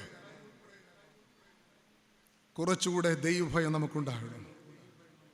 ദൈവത്തിൻ്റെ മുൻപിലാണെന്നും ദേവാലയത്തിൻ്റെ ഉള്ളിലാണെന്നും ചിന്തയില്ലാതെ തരം താണുപോയ അതിനേക്കാൾ വലിയ ദോഷം നമുക്ക് എന്താ ഉണ്ടാകുന്നത്? ഇത് ഓരോരുത്തരും അവരുടെ നേരെ വിരൽ ചൂണ്ടാൻ വേണ്ടിയുള്ളതാണ്. ജീവിതം അധികമൊന്നുമില്ല പ്രിയമുള്ളവരെ, കുറച്ചേ ഉള്ളൂ. എപ്പോഴും ഓർത്തോണം, തിരുത്തേണ്ട സമയത്ത് തിരുത്തിയില്ലെങ്കിൽ പിന്നെ നമുക്ക് തിരുത്താൻ ചിലപ്പോൾ അവസരം കിട്ടിയില്ലെന്ന് വരും. ബന്ധങ്ങൾ സജീവമാക്കേണ്ട സമയത്ത് സജീവമാക്കിയില്ലെങ്കിൽ പിന്നീട് ഒരിക്കലും അത് സാധ്യമാകാതെ വരും. സ്നേഹസംഗമങ്ങളുടെ കേന്ദ്രങ്ങളാകണം നമ്മുടെ പള്ളികൾ, നമ്മുടെ കുടുംബങ്ങൾ. അല്ലാതെ നമ്മൾ എന്ത് പറഞ്ഞിട്ട് കാര്യം എന്നതാണ്? ജീവിതം അല്പേ ഉള്ളൂ, എപ്പം വേണേലും പോകരുതോ? ഇന്നലെ നടന്നൊരു സംഭവം, ഒരു ഓട്ടോറിക്ഷയിൽ പോയി 3 പേർ മരണമടഞ്ഞു. ഇങ്ങോട്ടെടുത്ത ശ്വാസം തിരിച്ച് വിട്ടില്ലെങ്കിൽ ശവമാണ്. എൻ്റെ കൊക്കിന് ജീവൻ ഉണ്ടെങ്കിൽ എന്ന് വെല്ലുവിളിച്ചിട്ട് പോകുന്ന ആളുകൾ തിരിച്ചു വരുമ്പോൾ ജീവൻ കാണുന്ന എന്തുറപ്പാ? 1870-കളിൽ ഒരു ബാസൽ മിഷൻ പാതിരി ഓൾഡ്രിച്ച് നാഗൽ കേരളത്തിലേക്ക് വന്നു. അദ്ദേഹം 5 വർഷം കൊണ്ട് മലയാളം പഠിച്ചിട്ട് കവിതകൾ എഴുതി. 20ഓളം കവിതകൾ എഴുതി. ഹൃദയത്തെ തൊടുന്ന കവിതകളായിരുന്നു. അതിലൊരു ഗീതം അക്കാലത്ത് കുന്നംകുളത്ത് ഈ ചിക്കൻ പോക്സിന് മുമ്പുള്ള ഓർമ്മയുണ്ടല്ലോ, വസൂരി വന്ന് മരണാസന്നരായവർക്ക് അവർക്ക് പ്രത്യാശ കൊടുക്കാൻ, ജീവൻ കൊടുക്കാൻ, വിശ്വാസം കൊടുക്കാൻ എഴുതിയ പാട്ടാണ്. പക്ഷെ നമ്മളത് മരണപ്പാട്ടായിട്ട് അങ്ങ് മാറി. നമുക്കെല്ലാവർക്കും അറിയാവുന്ന മരണപ്പാട്ടാണ്. ഞാനത് ഒന്ന് തുടങ്ങിയിട്ടാൽ നിങ്ങൾ മുഴുവൻ പാടും. പക്ഷെ അതിനേക്കാളും ശ്രദ്ധിക്കേണ്ടതൊരു കാര്യമുണ്ട്, എന്നെ സ്വാധീനിച്ചൊരു കാര്യമുണ്ട്. നമ്മുടെ മലങ്കര ഓർത്തഡോക്സ് സഭാംഗം പാറപ്പുറത്തിൻ്റെ അരനാഴിക നേരം എന്ന് പറഞ്ഞൊരു നോവലുണ്ട്. നിങ്ങൾക്കെല്ലാവർക്കും അറിയാമായിരിക്കും അദ്ദേഹത്തിൻ്റെ നോവൽ സേതുമാധവൻ 1970-കളിൽ സിനിമയാക്കി അരനാഴിക നേരം എന്നുള്ളത്. അപ്പം ആ സമയത്ത് വയലാർ രാമവർമ്മ ഈ ഓൾഡ്രിച്ച് നാഗലിൻ്റെ ഈ ഗീതം അതുപോലെ തന്നെ ആ മൂവിയിലേക്ക് എടുത്തു. 1-2 വരികൾ മാറ്റി എഴുതി. അത് നമ്മുടെ നെഞ്ചിത്തൊടുന്ന വരികളാണ്. രണ്ടും അതുപോലെ തന്നെ, രണ്ടും. രണ്ടാമത്തേത് എനിക്കൊന്ന് വയലാർ രാമവർമ്മ മാറ്റി എഴുതിയത് ഇച്ചിരൂടെ നമ്മുടെ ഹൃദയത്തെ തൊടും. ഇങ്ങനെ പാട്ട് പാടാം. എനിക്ക് പാടാൻ വലിയ നമ്മുടെ അച്ഛന്മാർ അത്ര ഇല്ലെങ്കിലും ഞാൻ പാട്ട് എനിക്കറിയാവുന്ന രീതിയിൽ അങ്ങ് പാടാം. ആകെയൽപ്പാ നേരം മാത്രം എൻ്റെ യാത്ര തീരുവാൻ, യേശുവേ നിനക്ക് സ്തോത്രം, വേഗം നിന്നെ കാണും ഞാൻ.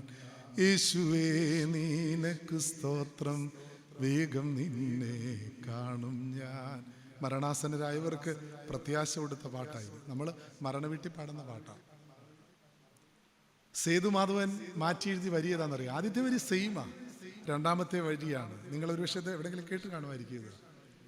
ആകെയൽപ്പാ നേരം മാത്രം എൻ്റെ യാത്ര തീരുവാൻ, ആകെ ആരാ നാഴിക മാത്രം ഈ ഉടുപ്പ് മാറ്റുവാൻ, ആകെ ആരാ നാഴിക മാത്രം ഈ ഉടുപ്പ് മാറ്റുവാൻ.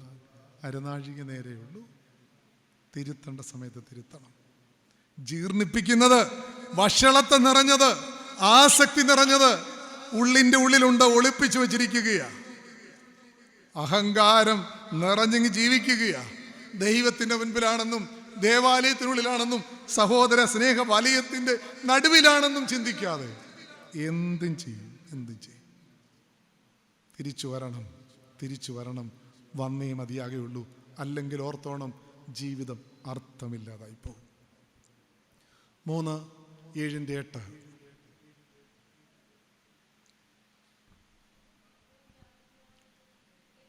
എഫ്രൈം ജാതികളോട് ഇടകലർന്നിരിക്കുന്നു. എഫ്രൈം മറിച്ചിടാത്ത ദോശ. മതി. എഫ്രൈം മറിച്ചിടാത്ത ദോശയാണ്. Half baked cake. You are like half baked cake. മറിച്ചിടാത്ത ദോശ എന്ന് പറയുമ്പോഴത്തേക്ക് ഫ്രണ്ടിലിരിക്കുന്നവർക്ക് കൃത്യമായിട്ട് അറിയാം. അമ്മ പറയും, എടി അപ്പം ഒന്ന് ഉണ്ടാക്കിയേക്കണേന്ന് പറയും. അവിടെ ചെല്ലും, അപ്പം ഉണ്ടാക്കാൻ തുടങ്ങും. അപ്പോഴാണ് മൊബൈൽ മെസ്സേജ് വരുന്നത്, അതേ കളിച്ചുകൊണ്ടിരിക്കും. ഒടുവിൽ സംഭവിക്കുന്ന അടിവശം കരിഞ്ഞിരിക്കും, മോൾ വശം പച്ച. സംഭവിക്കുന്നത് എന്താ? അങ്ങനെയുള്ള ദോശ എന്തിനു കൊള്ളില്ല. അമ്മ പറയും, അണ്ടാ വേസ്റ്റ് കൊട്ടയ്ക്കകത്തോട്ടിട്ടേക്കാൻ പറയും. മറിച്ചിടാത്ത ദോശ വേസ്റ്റ്, യൂസ്ലെസ്സാ, ചവറ, ചപ്പ, ചണ്ടിയ. അത് മാത്രമല്ല, ഈ ദോശയ്ക്ക് പിതാക്കന്മാരൊരു ഒരു കാര്യം ഓർമ്മപ്പെടുത്തുന്നുണ്ട്. മുകൾ വശം വിണ്ണിലേക്കുള്ളതാണ് അതിൻ്റെ ദോശയുടെ, താഴ്വശം ഭൂമിയിലേക്കുള്ളതാണ്. ഭൂമിയിലേക്കുള്ള ബന്ധം അങ്ങ് ആഴമായിട്ടിരിക്കുന്നു, ദൈവത്തോടുള്ള ബന്ധം നേർത്തതായിരിക്കുന്നു. ഭൂമിയിലേക്കുള്ള ബന്ധം ആഴമായതുകൊണ്ട് എല്ലാം കരിഞ്ഞു പോയിരിക്കുന്നു. ദൈവത്തോടുള്ള ബന്ധം നേർത്തതായതുകൊണ്ട് മുകൾ വശം പച്ചയായിട്ടിരിക്കുന്നു. ഇന്നത്തെ കാലഘട്ടമായിട്ട് ചേർന്ന് പോകും. എപ്പോഴാണ് ഇത് പറഞ്ഞത് നിങ്ങൾ ചിന്തിക്കണം. ഇസ്രയേലിനോട് എപ്പോഴാണ് പറഞ്ഞത്? ഏറ്റവും കൂടുതൽ സാമ്പത്തിക പുരോഗതിയിൽ അവർ നിന്ന സമയമാണ്. ആർഭാടവും ദൂർത്തും സുഖലോലുപതയുമായിട്ട് അവർ മുന്നോട്ട് നീങ്ങിയ കാലഘട്ടമാണ്. ആമോസ് പ്രവചനം ഇതിൻ്റെ നേർക്കാഴ്ചയാണ്. അതിനകത്ത് പറയുന്നുണ്ട്, ആ കാലഘട്ടത്തെ പറ്റിയാണ് ആമോസ് പ്രവചനം പറയുന്നത്. ആനക്കൊമ്പുള്ള കട്ടിൽമേൽ കിടന്ന് സുഖിക്കുകയാണ്, ആർഭാടവും ദൂർത്തും കൈമുതലാക്കിയിരിക്കുകയാണ്. തീരുന്നില്ല. അവർ ചെയ്യുന്നത് എന്താണെന്നറിയാമോ? അവർക്ക് പണമുണ്ടാക്കാൻ, വളരാൻ, ഉയർച്ച ഉണ്ടാക്കാൻ, നേട്ടമുണ്ടാക്കാൻ, സുഖിച്ചു മതിക്കാൻ പാവപ്പെട്ടവനെ കബളിപ്പിക്കുക. കള്ളത്തുലാസ് ഉള്ള കാലമായിരുന്നു അത്. ധാന്യത്തിൽ മായം ചേർക്കുകയാണ്, പരദേശിയുടെ ന്യായം അട്ടിമറിക്കുകയാണ്. ഈ ഒരു കാലഘട്ടത്തിലാണ് പറയുന്നത്, ഇങ്ങനെ നേടിയത് കൊണ്ട് നീ ഓർത്തോണം, ഇതൊന്നും നിന്റെ നേട്ടമല്ല, വളർച്ചയല്ല, ഉയർച്ചയല്ല, നാശമാണ്. എപ്പോഴും ഓർത്തോണം, വിഹിതമല്ലാത്തത് എന്തെങ്കിലും കൈ വന്നാൽ അതുകൊണ്ട് വിജയിക്കാമെന്ന് ആരും ചിന്തിക്കരുത്. നിങ്ങൾ പറയും, ഈ ആരുടെയും ന്യായമല്ലാത്തതൊന്നും എൻ്റെ കയ്യിലില്ലെന്ന് പറയും. ഇനിയും ഞാൻ പറയുമ്പോൾ കുറ്റബോധം തോന്നും. മാതാപിതാക്കളെ കണ്ണുനീര് കുടിപ്പിച്ച് നേടിയതുണ്ടോ? സ്വന്തം സഹോദരനെ കബളിപ്പിച്ചെടുത്തതുണ്ടോ? ബിസിനസ് പാർട്ട്ണറെ ചതിച്ചെടുത്തുണ്ടാക്കിയതുണ്ടോ? കൈക്കൂലിയായി അഴിമതിയായി മേടിച്ചുകൊണ്ടോ? ഒരിക്കലും ഒരു സമാധാനം കിട്ടില്ല. കുറച്ച് നാളൊക്കെ ഇങ്ങനെയൊക്കെ പോകാൻ പറ്റും. വിഹിതമല്ലാത്തതൊന്നും സ്വസ്ഥത തരുത്തില്ല. ഇതാണ് കൃത്യമായിട്ട് പ്രവാചകൻ ഇസ്രായേലിനോട് പറയും. നിങ്ങൾ വളർന്നെന്ന് നേടിയെന്നും പറയുന്നു. നേടിയതൊക്കെ എങ്ങനെയാ? പാവപ്പെട്ട മനുഷ്യനെ ചൂഷണം ചെയ്ത, കബളിപ്പിച്ച, കള്ളത്തുലാസ് കൊണ്ട, പരദേശിയുടെ ന്യായം അട്ടിമറിച്ച, ദരിദ്രനെ പീഡിപ്പിച്ച, ഇതെങ്ങനെ നേട്ടമെന്ന് പറയാൻ പറ്റുന്നത്? എന്നിട്ട് ആസ്വദിക്കുകയാണ്. പണ്ടത്തെ കാലവും ഈ കാലവും തമ്മിലുള്ള വ്യത്യാസം എന്തെന്നറിയാമോ? പണ്ടത്തെ കാലത്താണെങ്കിൽ നമ്മൾ ജീവിതത്തിൻ്റെ രണ്ടറ്റം കൂട്ടിമുട്ടിക്കാൻ ബന്ധപ്പെടുമായിരുന്നു. ഇന്നെന്താണെന്നറിയാം, ജീവിതം അടിച്ചു പൊളിക്കാനുള്ള ജീവിതം എന്നാണ് ചിന്തിക്കുന്നത്. ആർഭാടവും ദൂർത്തും വരിക. നിങ്ങൾ ആലോചിച്ച് നോക്കണം. ഫാൻറ്റസി പാർക്കുകളും മാളുകളിലും പിന്നെ ഔട്ടിങ്ങിനും ഒക്കെ നമ്മളിങ്ങനെ അങ്ങ് പോകണ്ടെന്നൊന്നുമല്ല ഞാൻ പറയുന്നത്. അത് മാത്രമാണ് ജീവിതമെന്നൊന്നും ചിന്തിക്കരുത് ആരും. നമ്മുടെ കുഞ്ഞുങ്ങൾക്കെങ്കിലും മേളോട്ട് മാത്രമല്ല താഴോട്ടുണ്ട് എന്നുള്ളതും പറഞ്ഞു കൊടുക്കണം. വിഷമിക്കുന്ന ആളുകളുടെ അടുക്കൽ അവരെ കൊണ്ടുപോകണം. പ്രയാസപ്പെടുന്നവരുടെ ജീവിതം അവർക്ക് കാണിച്ചു കൊടുക്കണം. ഹോസ്പിറ്റലിൽ പോകുമ്പോൾ കുഞ്ഞുങ്ങളെ കൊണ്ടുപോകണം. എന്തിന്? RCCയിൽ ആരെങ്കിലും കാണാൻ പോകുമ്പോഴേ, ക്യാൻസർ രോഗികളെ കാണാൻ പോകുമ്പോൾ കുഞ്ഞുങ്ങളെ കൊണ്ടുപോകണം. എൻ്റെ ജസ്റ്റ് നെയ്ബർ അച്ഛനൊക്കെ അറിയാം, കരിങ്ങാട്ടിലച്ഛനുമായിട്ട് വളരെ അടുപ്പമുള്ളൊരു വീടാണ് ഷേർലി. അർബുദബാധിതയായിരുന്നു. അതിൽ അത്ഭുതകരമായിട്ട് ജീവിതത്തിലേക്ക് ഷേർലി തിരിച്ചു വന്നു, ആത്മവിശ്വാസം കൊണ്ട്, ദൈവവിശ്വാസം കൊണ്ട്. പക്ഷെ വീണ്ടും ക്യാൻസറിൻ്റെ ചെറിയ പ്രയാസം ശരീരത്തിൽ ബാധിച്ചു. ഷേർലിക്ക് ഒത്തിരി വിഷമവും പ്രയാസമൊക്കെ ഉണ്ടായി. ആ സമയത്ത് പരിമല ഹോസ്പിറ്റലിൽ ട്രീറ്റ്മെൻറ്റിനായിട്ട് പോയപ്പോഴത്തേക്ക് നേഴ്സ് വന്ന് പറഞ്ഞു, ഇപ്പം ഒരു പെൺകുട്ടിയുടെ ഡെലിവറി കഴിഞ്ഞതേ ഉള്ളൂ, പിറന്നു വീണ കുഞ്ഞിനെ പെറ്റ് സ്കാനിന് കയറ്റാൻ പോവാം, അർബുദമാണ്. ജീവിതം ഇത്രയേ ഉള്ളൂ. പിറന്നു വീണ കുഞ്ഞിനെ പെറ്റ് സ്കാനിന് കയറ്റാൻ പോവാം, അർബുദമാണ്. ഷെർലി പറയാം, അച്ഛാ പിന്നെ എനിക്ക് എൻ്റെ കാര്യത്തെ പറ്റി വല്ലതും വിഷമിക്കാനോ പ്രയാസപ്പെടാനോ പറ്റുമോ? തമ്പുരാൻ കരുത്ത് കൊടുത്തവർക്ക്. ജീവിതത്തിൻ്റെ വിഷമം കുഞ്ഞുങ്ങൾ കാണും, അല്ലാതെ അടിച്ചു പൊളിക്കുന്നത് മാത്രമല്ല നമ്മുടെ കുഞ്ഞുങ്ങൾ കാണേണ്ടത്. നിങ്ങൾ ഈ കുഞ്ഞുങ്ങളെ കൊണ്ട് ഔട്ടിങ്ങിനൊക്കെ പോകുമ്പോൾ എപ്പോഴും ഇങ്ങനെ ഫാൻറ്റസി പാർക്കുകൾ മാത്രം പോകരുതെന്നേ. സഭയുടെ സ്ഥാപനങ്ങളുണ്ട്, അതുപോലെ തന്നെ എത്രയെത്രയോ പ്രസ്ഥാനങ്ങളുണ്ട്, എത്രയെത്രയോ മതസ്ഥാപനങ്ങൾ നടത്തുന്നത്, സർക്കാർ നടത്തുന്നത്. ആതുര ശുശ്രൂഷ കേന്ദ്രങ്ങൾ അവിടെയൊക്കെ കൊണ്ടുപോകണം. വിഷമിക്കുന്നവൻ്റെ വിഷമം നമ്മുടെ കുഞ്ഞുങ്ങൾ കണ്ട് അറിഞ്ഞു വളരണം. ഇല്ലെങ്കിൽ എന്താണെന്നറിയാമോ, ഇതിൻ്റെ ഒന്നും വില അവരറിയത്തില്ല. നമ്മളൊക്കെ പറയും, കുഞ്ഞുങ്ങളെ ഒരു വിഷമം അറിയിക്കുന്നില്ലെന്നാണ് പറയുന്നത്. കുഞ്ഞുങ്ങൾ വിഷമം അറിഞ്ഞ് വളരണമെന്ന് അടിച്ചു പൊളിച്ച് മാത്രം പോകുന്നത് മാത്രമല്ല ജീവിതം. ഈ കാലത്തിനൊരു പേരുണ്ട്, അൻ age of materialism and entertainment. അടിച്ചു പൊളിച്ച് ജീവിക്കുക. നമ്മുടെ ഈ കാലം പോലും നമ്മുടെ കൈ പിടികിട്ടാതെ പോവുക. പണ്ടൊക്കെ ലോകത്തിലൊരു മാറ്റം ഉണ്ടാകണമെങ്കിൽ നിങ്ങൾ ഓർത്തോണം, വർഷങ്ങൾ വേണം, മാസങ്ങൾ വേണം. നിങ്ങളൊന്ന് കണ്ണടച്ചൊന്ന് തുറന്നു നോക്കി, നിങ്ങൾ കണ്ട ലോകമല്ല ചുറ്റുപാട്. അത്ര സ്പീഡാണ് ലോകം. ഗൂഗിൾ മാറി ഇപ്പം എന്താ ചാറ്റ് GPT ഒക്കെ ആയില്ലേ. നിങ്ങൾക്ക് ഒരു നാടകം വേണോ, നിങ്ങളെപ്പറ്റി ഒരു കവിത വേണോ, നിങ്ങളുടെ ഒരു അസൈൻമെൻറ്റ് ചെയ്യണോ, ചാറ്റ് GPTയിൽ അടിച്ചു കൊടുത്താൽ അത് കൃത്യമായിട്ട് ഇനി കിട്ടും. കഷ്ടപ്പെടാതെ വേണ്ട. 5G മാറി, ഭാരതം 6Gയിലേക്ക് പോകാമെന്ന് മോദി പറഞ്ഞിരിക്കുക. ഇനിയും ഇവിടെ വന്ന് പ്രസംഗിക്കേണ്ട കാര്യമൊന്നുമില്ല. എന്താ വെർച്വൽ റിയാലിറ്റിയുടെ പുതിയ യുഗമാണ് ഇനിയും. ഗൂഗിൾ മീറ്റും സൂമും ഒന്നുമല്ല, അതിനേക്കാൾ advanced 3 dimension 4 dimension reality, virtual റിയാലിറ്റിയാണ്. ന്യൂസ് റീഡർമാരും ഇനിയും മാറാൻ പോവുക. AI അവതാർ വന്നു അല്ലേ? AI അവതാർ കേട്ടിട്ടില്ലേ നിങ്ങൾ? നമ്മുടെ ഇമേജ് കൃത്യമായിട്ട് ക്രിയേറ്റ് ചെയ്തിട്ട് സംസാരിക്കും. ഇപ്പം കാണുന്ന ആൾക്ക് നമ്മളാണോ അതോ കൃത്രിമമായിട്ട് ഉണ്ടാക്കിയാണോ എന്ന് സംശയം തോന്നി. ഏത് ഒറിജിനൽ എന്ന് അറിയത്തില്ല. ഒറിജിനൽ തലച്ചോറിൽ ചിപ്പ് വച്ചിരിക്കുക. ഇപ്പം വെക്കാൻ തുടങ്ങി US-ലൊക്കെ. ചുറ്റുപാടുകളെ സെൻസ് ചെയ്ത് പ്രവർത്തിപ്പിക്കാൻ പറ്റുമോ? എന്തോ ഒരു മാറ്റമാണ്. രാജ്യങ്ങളൊക്കെ മറ്റു രാജ്യങ്ങളെ തകർക്കുന്ന ന്യൂക്ലിയർ വെപ്പൺ വെച്ചായിരുന്നു ഇതുവരെ. ഇനി അതിൻ്റെ ആവശ്യമില്ല, ബയോ വെപ്പൺ തുടങ്ങിയിരിക്കുകയാണ്. ചൈന ലോകത്തിൽ ഇറക്കി വിട്ട ബയോ വെപ്പണ കൊറോണ എന്നൊക്കെയാണ് പറയുന്നത്. ബയോ വെപ്പണിൻ്റെ കാലമാണ്. ഇനി ലക്ഷങ്ങളൊന്നും പൊടിക്കേണ്ട, കോടികളൊന്നും മുടക്കേണ്ട ഒരു രാജ്യത്തെ തകർക്കാൻ. ബയോ വെപ്പൺ ഇറക്കിയാൽ മതി. എന്താ നെറ്റ്ഫ്ലിക്സിൽ ട്രെയിൻ ടു ബൂസാൻ എന്ന് പറഞ്ഞൊരു മൂവിയുണ്ട്. ആരെങ്കിലും ഒന്ന് കാണണോ? അത് എപ്പോഴെങ്കിലും ഒന്ന് കാണണം. നെറ്റ്ഫ്ലിക്സിലോ ആണെന്നാണ് എനിക്ക് തോന്നുന്നത്, അതോ സോണി ലൈവിലോ, എനിക്കറിയില്ല. നെറ്റ്ഫ്ലിക്സിലാണെന്നാണ് എനിക്ക് തോന്നുന്നത്. Train to Busan. അതൊരു വൈറസ് ബാധിക്കുന്നതിനെ പറ്റിയാണ്. ഒരു വൈറസ് ബാധിച്ചു കഴിഞ്ഞാൽ ആളുകൾ അങ്ങ് വയലൻ്റ് ആകും. എന്നിട്ട് അടുത്തുള്ളവനെ കടിച്ചു കീറി ഉപദ്രവിക്കും. അങ്ങനെ അയാൾക്ക് പകരും. ഒടുവിൽ എല്ലാവർക്കും ഈ അസുഖം പകരുന്നതായിട്ടാണ്. ഇത് കണ്ടപ്പോൾ എനിക്ക് പേടി തോന്നി. ഇതൊന്നും ഇല്ലാഞ്ഞിട്ട് എല്ലാവരും വയലൻ്റാണ്. ഇനി ഇതുകൂടെ വന്നാൽ മതി. പിടികിട്ടാതെ ലോകം പോവുക, പിടികിട്ടാതെ പോവുക. ഇതെല്ലാം വളർച്ചയും നേട്ടവും ഉയർച്ചയും എന്നൊക്കെ നമ്മൾ ചിന്തിക്കുന്നുണ്ട്. പക്ഷേ അതിനൊക്കെ അപ്പുറം ഒരു ധാർമ്മികമായൊരു ജീവിതത്തിലേക്ക് തിരിച്ചു വരണം. ഓർക്കണം, ഇസ്രായേൽ ഇപ്പോഴേ യഹോവയെ ആരാധിക്കുന്നതൊക്കെ അവർ നടത്തുന്നുണ്ട്. എന്തെന്നറിയാമോ? ഉത്സവം പോലെ നടത്തുക, ആഘോഷം പോലെ നടത്തുക. എന്നിട്ട് ദൈവഭയം അവർക്കില്ല. ആർഭാടവും ധൂർത്തും സുഖലോലുപതയും നടത്തുക. പാവപ്പെട്ട മനുഷ്യനെ കാണാൻ അവർക്ക് മനസ്സില്ല. ദരിദ്രന്റെ വിഷമം കാണുന്നില്ല. വലിയ വ്യത്യാസമുണ്ട് ഇക്കാലം. കുറ്റബോധത്തോടാണ് ഞാൻ പറയുന്നത്. നമ്മുടെ പള്ളികളൊക്കെ പെരുന്നാളുകൾക്കൊക്കെ വേണ്ടി എന്തും വേണ്ടി പണമടിച്ചു വിളിക്കുന്നത്. ആ സമയത്ത് വിഷമിക്കുന്ന മനുഷ്യനെ ഒന്ന് ചേർത്ത് പിടിക്കാൻ പറ്റുന്നുണ്ടോ? ചികിത്സിക്കാൻ പണമില്ലാതെ ആളുകൾ ഇങ്ങനെ കൈ നീട്ടുമ്പോഴത്തേക്ക് നമ്മളിവിടെ നാസിക് ഡോൾ അടിച്ച് പൊളിക്കുകയാണ്. എന്തോ ഒരു ബഹളം നടത്തുകയാണ്. ഇതെങ്ങനെയാണ് നീതീകരിക്കപ്പെടുന്നത്? ഇസ്രായേൽ ഉത്സവം നടത്തുക, പെരുന്നാൾ നടത്തുക, അടിച്ച് പൊളിക്കുക, യഹോവയ്ക്കാന്ന് പറയുക. അപ്പോഴാണ് ആമോസ് പ്രവചനത്തിൽ പറയുന്നുണ്ട്, നിങ്ങളുടെ പെരുന്നാൾ എനിക്ക് വെറുപ്പാ, ഉത്സവം എനിക്ക് വെറുപ്പാന്ന് പറയുക. എത്ര ശക്തമായ പ്രബോധനമാണ് പ്രിയമുള്ളവർ ഈ കാലഘട്ടത്തിലേക്കുള്ളത്. ജീവിതം ഒന്നേ ഉള്ളൂ, അത് യൂസ്ഫുൾ ആകണം, മീനിങ് ഫുൾ ആകണം. മറ്റുള്ളവർക്ക് പ്രയോജനകരമായില്ലെങ്കിൽ ജീവിതത്തിന് അർത്ഥം എന്താ? എനിക്ക് സമയപരിമിതികളുള്ളതുകൊണ്ട് ഞാൻ പെട്ടെന്ന് അങ്ങ് പോവുക. ഇനി എനിക്ക് പറയാൻ സമയമില്ല ഈ ഡിവിഷനെ പറ്റി. ഇസ്രായേലേ, നീ ഓർക്കുക, നിന്റെ ജീവിതം യൂസ്ഫുൾ ആകണം, മീനിങ് ഫുൾ ആകണം. ദൈവത്തോടുള്ള ബന്ധം പേരിന് വേണ്ടി മാത്രം. ലോകമാണ് നിനക്കെല്ലാം. എന്നിട്ട് ദൈവത്തോടൊപ്പം എന്ന് പറയുന്നു. നീ വേസ്റ്റാണ്. ന്യായമല്ലാതെ വിഹിതമല്ലാതെ ഉണ്ടാക്കുന്നതൊന്നും നിനക്ക് പ്രയോജനകരമാകില്ല, നാശമാകും. നിങ്ങൾ ഓർത്തോണം, ഈ കാലഘട്ടം കൊണ്ട് കഴിയുമ്പോഴത്തേക്ക് ഇസ്രായേൽ തകർന്നു പോവുക. 4-ാമത്തേത് 7:11.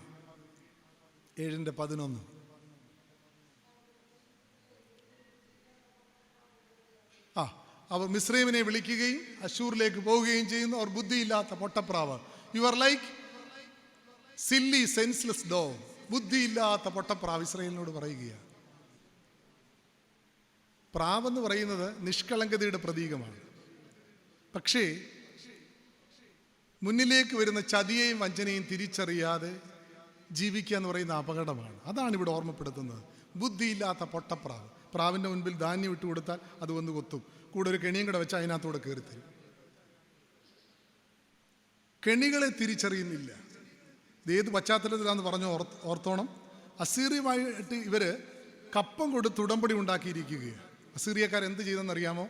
ഇസ്രയേലിൻ്റെ ചുറ്റും കയറി ഇറങ്ങുക, അവരുടെ ചുറ്റുപാടുകൾ മുഴുവൻ അന്വേഷിക്കുക, മനസ്സിലാക്കുക. ചാരന്മാർ കയറിയിറങ്ങി ഇസ്രയേലിൻ്റെ ബലവും ബലഹീനതയും മനസ്സിലാക്കുന്നു. എന്നിട്ട് അപ്രതീക്ഷിത സമയത്ത് അവരെ അറ്റാക്ക് ചെയ്യുന്നു. ഇസ്രയേൽക്കാരെ മുഴുവനും അടിമകളായിട്ട് അസീറിയയിലേക്ക് കൊണ്ടുപോകുന്നു. പിന്നെ ഒറ്റ ഒരു ഇസ്രയേൽക്കാരൻ ഇസ്രയേലിലേക്ക് തിരിച്ചു വരുന്നില്ല. ഭയാനകമാണ്, ഭയാനകം.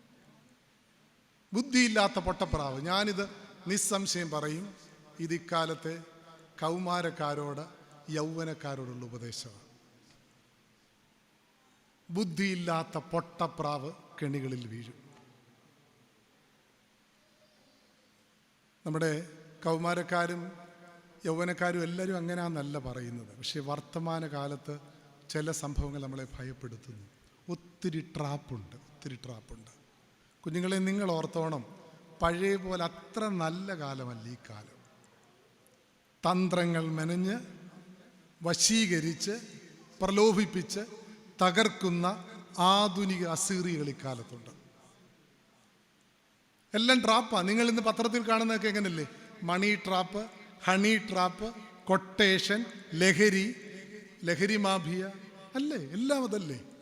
നമ്മുടെ ടീനേജേഴ്സിനെ, യൗവനക്കാരെ തകർക്കാൻ ഏറ്റവും എളുപ്പമുള്ളത് ഇതാണെന്ന് ഈ കാലത്തെ മാഫിയകൾക്കറിയാം. പണ്ടത്തെ പ്രണയം എന്നൊക്കെ പറയുന്നത് മരം ചുറ്റി പ്രേമം, നിഷ്കളങ്കമായ പ്രേമമൊക്കെ ആയിരുന്നു. ഇന്നതല്ല, പ്രണയത്തിലൂടെ തകർക്കുക. തിരുവനന്തപുരത്ത് 10ാം ക്ലാസ്സിൽ പഠിക്കുന്ന ഒരു കൊച്ചനാണ് ജ്യൂസിൽ മയക്ക് മരുന്ന് ചേർത്തിട്ട് കൂടുള്ള കുട്ടികളെയൊക്കെ ദുരുപയോഗം ചെയ്തത്. അത് പിടിക്കപ്പെടുന്നതോ MDMA ആയിട്ട് പിടിക്കപ്പെടുക. എന്തോരം നടുക്കുന്നതാണെന്നറിയാവോ? ഒറ്റ സംഭവം ഞാൻ പറയാം. തൊടുപുഴയിൽ അക്ഷയ എന്നൊരു പെൺകുട്ടി പിടിക്കപ്പെട്ടു MDMA ആയിട്ട്. അവൾ കരഞ്ഞത് നിങ്ങൾ ആരെങ്കിലും ദൃശ്യമാധ്യമങ്ങൾ കണ്ടിട്ടുണ്ടെങ്കിൽ നിങ്ങൾക്ക് ഭയം തോന്നും. മക്കളുള്ളവർക്കെല്ലാം പേടി തോന്നും. അവൾ വൈലൻ്റായിട്ട് കരയുകയാണ്. ഞാൻ ഉറപ്പായിട്ട് ചിന്തിക്കുകയാണ്, അവൾ മനഃപൂർവ്വം ഒരു ക്യാരിയർ ആയതല്ല. ആരോ അവളെ ചതിച്ചതായിരിക്കും. ആരോ അവളെ വശീകരിച്ച് അവളുടെ കയ്യിൽ അത് ഏൽപ്പിച്ചതായിരിക്കും. അവൾ പിടിക്കപ്പെട്ടു. നിങ്ങൾ ഓർത്തോണം, ഇനി അവൾക്ക് ജീവിതത്തിലേക്ക് തിരിച്ചു വരാൻ പറ്റുമോ? കെണിയിൽ വീണ് കഴിഞ്ഞാൽ ഓർത്തോണം, ജീവിതം പിന്നില്ല. ഇസ്രയേൽ കെണിയിൽ വീണു, അസീറിയയിലേക്ക് പോയി, തിരിച്ചു വരുന്നേയില്ല. ഈ പെങ്കൊച്ചിനെ പറ്റി കൂടുതൽ അറിഞ്ഞപ്പോഴാണ് എനിക്ക് വിഷമം തോന്നിയത്. അവൾ പഠിച്ച ഹയർ സെക്കൻഡറി സ്കൂളിലെ ബെസ്റ്റ് ഔട്ട് ഗോയിങ് സ്റ്റുഡൻ്റ് ആയിരുന്നു. സോഷ്യോളജിക്ക് 85% മാർക്ക് മേടിച്ച് അവൾ ഗ്രാജുവേഷൻ നേടിയത്. പഠന വിഷയങ്ങൾ മാത്രമല്ല, സുന്ദരമായിട്ട് നൃത്തം ചെയ്യും, നന്നായിട്ട് പാടും. കാര്യം എന്താ? ഇനി ജീവിതത്തിലേക്ക് തിരിച്ചു വരാൻ പറ്റുമോ? ഒരു ചുവട് വഴുതിയതാ, 1000 ചുവട് നടന്നാലും തിരിച്ചു വരാൻ പറ്റില്ല.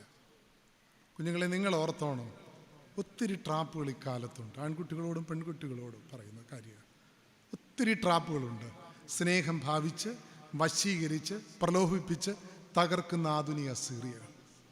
ഒരു ചുവട് വഴുതിപ്പോയി കഴിഞ്ഞാൽ തിരിച്ചു വരാൻ പറ്റുകയില്ല. പ്രത്യേകിച്ച് തകർക്കുന്ന ചില മേഖലകളൊക്കെ ഇന്നത്തെ കാലത്ത് ചില മാഫിയകൾ എന്നൊക്കെ പറയുന്നത്, ട്രാപ്പ് എന്നൊക്കെ പറയുന്നത് പ്രണയമാണ്. സ്നേഹം ഭാവിച്ച് അടുത്തു കൂടിയിട്ട് തകർക്കും. നിങ്ങൾ ഓർത്തോണം, അതിൽ അങ്ങനെ ഒന്ന് പെട്ടുകഴിഞ്ഞാൽ ജീവിതത്തിൽ തിരിച്ചു വരാൻ പറ്റും. മറ്റൊരു സംഭവം ഞാൻ പറയും. തിരുവനന്തപുരം ആറ്റുകാലിൽ ഒരു അമ്മയ്ക്കുണ്ടായ ദുരന്തം ഇക്കാലത്തെ ഇങ്ങനെ പ്രണയ ട്രാപ്പിൻ്റെ നേർക്കാഴ്ചയാണ്. ആറ്റുകാലിലെ ബിന്ദു എന്ന അമ്മ രാജ്യത്തെ മുഴുവൻ നടുക്കിയ തിരോധാന കേസിലെ പരാതിക്കാരിയാണ്. അമ്മയുടെ ഏക മകൾ നിമിഷ കാസർഗോഡ് സെഞ്ചുറി ദന്തൽ കോളേജിൽ മിടുക്കിയായ വിദ്യാർത്ഥിനി. പഠനത്തിൻ്റെ സമയത്ത് അവൾക്കൊരു പ്രണയം ഉണ്ടാകുന്നു. അയാളെ വിവാഹം കഴിക്കാൻ വേണ്ടി മതം മാറുന്നു. ഒടുവിൽ വിവാഹം കഴിക്കുന്നു. അയാളോടൊപ്പം അഫ്ഗാനിസ്ഥാനിൽ പോകുന്നു. അവിടെ വച്ച് അയാൾ കൊല്ലപ്പെടുന്നു. അവൾ അവിടെ വെച്ചൊരു പെൺകുഞ്ഞിനെ പ്രസവിക്കുന്നു. ഒരു സുപ്രഭാതത്തിൽ മകളെ കാണാതായതാണ് അമ്മ അറിഞ്ഞത്. അന്വേഷിക്കാത്ത ഇടങ്ങളൊന്നുമില്ല, പരാതി പറയാത്ത ഇടങ്ങളൊന്നുമില്ല. 7-8 വർഷങ്ങൾക്ക് ശേഷം അമ്മ ആദ്യം കേട്ട വാർത്ത, മകളെപ്പറ്റി കേട്ട വാർത്ത എന്താണ് നിങ്ങൾ ഓർത്തോണം? മകൾ അഫ്ഗാനിസ്ഥാനിൽ ഒരു പെൺകുഞ്ഞിനെ പ്രസവിച്ചിരിക്കുന്നു. അമ്മ മീഡിയ ചിലരോട് പറഞ്ഞത്, ഒരുപക്ഷെ നിങ്ങൾ കണ്ടിട്ടുണ്ടെങ്കിൽ നിങ്ങൾക്ക് ഓർമ്മ വരും. അവൾ കാണാതായതിൻ്റെ തലേ ദിവസം വരെ അമ്മ പറയുകയാണ്, ഒരു ദിവസം 3 നേരം വെച്ച് അവളെ ഞാൻ ഫോൺ വിളിച്ചുകൊണ്ടിരുന്നത്. എല്ലാ കാര്യം അവളോട് പറയും, അവളും എല്ലാം എന്നോട് പറയുന്നു എന്നാണ് ഞാൻ വിശ്വസിച്ചത്. എന്നാൽ അവൾക്കൊരു ചെറുപ്പക്കാരനോട് ഇഷ്ടമുണ്ടെന്നോ, അതിനുവേണ്ടി മതം മാറിയെന്നോ, അയാളെ നിക്കാഹ് ചെയ്തെന്നോ, തൊട്ടടുത്ത ദിവസം അഫ്ഗാനിസ്ഥാനിലേക്ക് പോകാൻ പോകുന്നെന്നോ ഒന്നും ഞാൻ അറിഞ്ഞില്ല. നമ്മളെ മക്കളെന്താ ഇങ്ങനെ ആകുന്നത്? ഇന്നലെ കണ്ട ചെറുക്കനെയും പെണ്ണിനെയൊക്കെ പ്രേമിക്കാൻ അറിയാം, കഷ്ടപ്പെട്ട് വളർത്തിയ മാതാപിതാക്കളെ സ്നേഹിക്കാൻ അറിയത്തില്ല. കുഞ്ഞുങ്ങളെപ്പോഴും ഓർത്തോണം, നിങ്ങളുടെ നന്മ ഏറ്റവും ആഗ്രഹിക്കുന്ന ദൈവം കഴിഞ്ഞാൽ നിങ്ങളുടെ പേരൻസാണ്. അവർ ചിലപ്പം വഴക്കൊക്കെ പറയും, എന്തിനാണെന്നറിയാമോ? നിങ്ങളുടെ നന്മയ്ക്കാണ്. ഞാൻ എൻ്റെ കൊച്ചുങ്ങളെടുക്കെ പറയുന്ന ഒരു കാര്യമുണ്ട്, ഞാൻ നിങ്ങളുടെ മുൻപിലും പറയുക.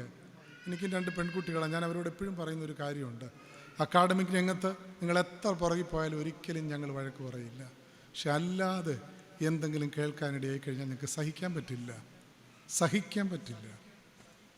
നിങ്ങളുടെ നന്മ ആഗ്രഹിക്കുന്നത് ദൈവം കഴിഞ്ഞാൽ നിങ്ങളുടെ പേരൻസാണ്. പെൺകുഞ്ഞുങ്ങളുടെ മുൻപിൽ തൊഴുകൈകളോട് ഞാൻ നിന്ന് പറയുകയാണ്, അമ്മ അറിയാത്തതൊന്നും നിങ്ങളുടെ ജീവിതത്തിൽ ഉണ്ടാകരുത്. അമ്മ അറിയാത്തത് എന്തെങ്കിലും ഉണ്ടെങ്കിൽ ഓർത്തോണം, നിങ്ങളുടെ ചുവട് വഴുതാൻ സാധ്യതയുണ്ട്. മംഗളം ദിനപത്രത്തിലൊരു പരമ്പര വന്നിട്ടുണ്ടായിരുന്നു, കണ്ണ് കാണാത്ത പ്രണയവും കണ്ണ് കെട്ടിയ നീതിയും. ഒരു ജഡ്ജിൻ്റെ അനുഭവമായിരുന്നു. അതാ റിപ്പോർട്ടർ അതിനകത്ത് എഴുതി വെച്ചത്. കേരളത്തിൽ പെൺകുട്ടികൾ ചിലരെ അവിടെ ഇവിടെയും കാണാതാകുന്നു. കണക്കനുസരിച്ച് പറയുക, ഏറ്റവും കൂടുതൽ ക്രിസ്ത്യൻ പെൺകുട്ടികളാണ് കാണാതാകുന്നത്. ഇപ്പോൾ മാതാപിതാക്കൾ തകർന്നു പോകത്തില്ല, അവർ പരാതി കൊടുക്കും, അന്വേഷിച്ച് കണ്ടുപിടിച്ച് പോലീസ് സ്റ്റേഷനിൽ കോടതിയിൽ ഹാജരാക്കും. അപ്പനെയും അമ്മയും വിളിക്കും, ഒരു സൈഡിൽ അപ്പനും അമ്മയും, മറു സൈഡിൽ പെങ്കൊച്ച് ചെറുക്കൻ്റെ കൂടെ നിൽക്കും. ജഡ്ജ് കാര്യങ്ങളെല്ലാം ചോദിച്ചിട്ട് അവസാനം ചോദിക്കും, അപ്പൻ്റെ അമ്മയുടെയും കൂടെ പോകുന്നു, അവൻ്റെ കൂടെ പോകുന്നു. ജഡ്ജ് പറയുകയാണ്, 95% കേസസിലും പിച്ച വെച്ച നാൾ മുതൽ ജീവിതത്തിൻ്റെ ഓരോ ഇടങ്ങളിലും താങ്ങായി തണലായി നിന്ന മാതാപിതാക്കളെ ഒന്ന് തിരിഞ്ഞുപോലും നോക്കാതെ ചെറുക്കൻ്റെ കൈ പിടിച്ചിട്ട് പറയും, ഇയാളുടെ കൂടെ പോകുന്നു. അപ്പനും അമ്മയും വാവിട്ട് കരയുകയാണ്. അവരെ ആശ്വസിപ്പിക്കേണ്ട ഗതികേട് ജഡ്ജിനുണ്ടാകുക. തലക്കെട്ടിങ്ങനെ, കണ്ണ് കാണാത്ത പ്രണയവും കണ്ണ് കെട്ടിയ നീതിയും. ജീവിതത്തിൻ്റെ ടേണിംഗ് പോയിൻ്റാണ് ഒരാളെ പാർട്ട്ണറായിട്ട് തിരഞ്ഞെടുക്കുന്നത്. അതിങ്ങനെ ഒരു സൗഹൃദങ്ങളിൽ, പെട്ടെന്നുള്ളൊരു സൗഹൃദത്തിലുണ്ടാകുന്നതോ, പ്രലോഭനങ്ങളിലുണ്ടാകുന്നതോ, വശീകരിക്കുന്നതിലുണ്ടാകുന്നതോ, സമ്മർദ്ദങ്ങളുണ്ടാകേണ്ടതോ അല്ല. വളരെ സൂക്ഷിച്ച് തീരുമാനമെടുക്കേണ്ടതാണ്. അതിന് നിർണായകമായ കണ്ണി നിങ്ങളുടെ പേരൻസുമാണ്. അല്ലെങ്കിൽ പൊളിയാൻ ഒത്തിരി സാധ്യതയുണ്ട്, തകരാൻ ഒത്തിരി സാധ്യതയുണ്ട്, തിരിച്ചു വരാൻ പിന്നെ പറ്റുകയുമില്ല. ഏറെ കുഞ്ഞുങ്ങൾ ശ്രദ്ധിക്കണം, ഏറെ ശ്രദ്ധിക്കണം.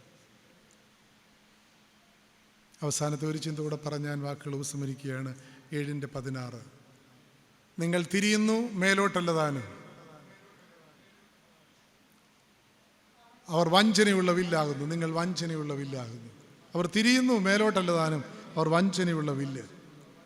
ഞാൻ വിചാരിക്കുകയാണ്, ഇത് ഇസ്രായേലിലെ പ്രായമുള്ളവരോട് പറയുന്നതാണ്, മുതിർന്ന തലമുറയോട് പറയുന്നതാണ്, പേരൻസിനോട് പറയുന്നതാണ്. നിങ്ങൾ തിരിയുന്നു, മേലോട്ടല്ല താനും, നിങ്ങൾ വഞ്ചനയുള്ള വില്ല്. മക്കൾക്ക് വേണ്ടി നമ്മൾ ഓടി നടക്കുക, നെട്ടോട്ടം ഓടുക, അങ്ങോട്ടും ഇങ്ങോട്ടും ഓടുക, മേലോട്ടല്ല. അതുകൊണ്ട് ഒരു ബിംബം ഉപയോഗിക്കുക, വഞ്ചനയുള്ള വില്ലാണ്. വഞ്ചനയുള്ള വില്ലിൻ്റെ കുഴപ്പം എന്താ? അതിൽ നിന്ന് പായുന്ന അസ്ത്രങ്ങളൊന്നും ലക്ഷ്യത്തിലെത്തത്തില്ല, ലക്ഷ്യം തെറ്റിപ്പോവും. പേരൻസ് വഞ്ചനയുള്ള വില്ലായി കഴിഞ്ഞാൽ മക്കളൊന്നും ലക്ഷ്യത്തിലെത്തത്തില്ലെന്നാ സ്പഷ്ടം.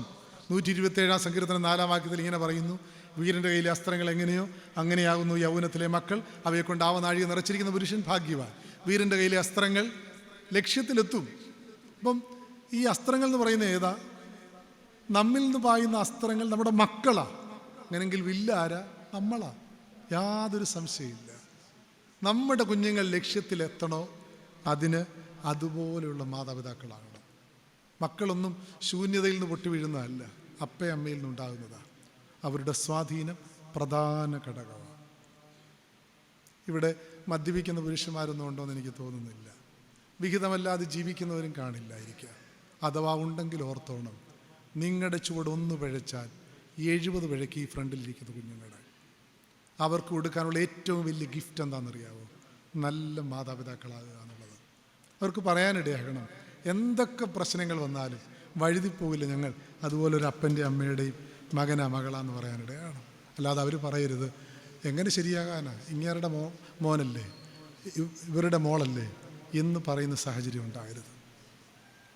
വഞ്ചനയുള്ള വില്ല്, അതിൽ നിന്ന് പായുന്ന അസ്ത്രങ്ങളൊന്നും ലക്ഷ്യത്തിലെത്തില്ല. ഞാൻ നേരത്തെ ഇരുന്ന ഒരു ഇടവകയിലെ ഒരു ചെറുപ്പക്കാരൻ ബാംഗ്ലൂരിൽ പഠിക്കാൻ പോയി. അവൻ എൻ്റെ അടുക്ക് പറഞ്ഞു, അച്ഛാ ഞാൻ പഠിക്കാൻ പോകുന്നിടത്തെല്ലാം എൻ്റെ കൂട്ടുകാരെല്ലാം കള്ള് കുടിക്കുന്നവരായിരുന്നു, പക്ഷെ ഒരു തുള്ളി കള്ള് ഞാൻ കുടിച്ചിട്ടില്ല. കാര്യം എന്താണെന്നറിയാമോ? അവരെന്നെ നിർബന്ധിക്കുമ്പോൾ എൻ്റെ അപ്പയും അമ്മയാച്ചാ ഓർക്കുന്നത്, എനിക്ക് കുടിക്കാൻ പറ്റുമോ വെച്ചു? നമ്മുടെ ശരീരം ഒന്ന് പെരുത്തുപോയി. ഒരു ചെറുപ്പക്കാരൻ പറയുക, പ്രലോഭനങ്ങൾ വരുന്നുണ്ട്, സമ്മർദ്ദം വരുന്നുണ്ട്, വഴിതെറ്റാൻ പറ്റില്ല, എനിക്കൊരു അപ്പയും അമ്മയുണ്ട്, അവരെ ഓർക്കുമ്പോൾ എനിക്ക് കുടിക്കാൻ പറ്റില്ലെന്ന്.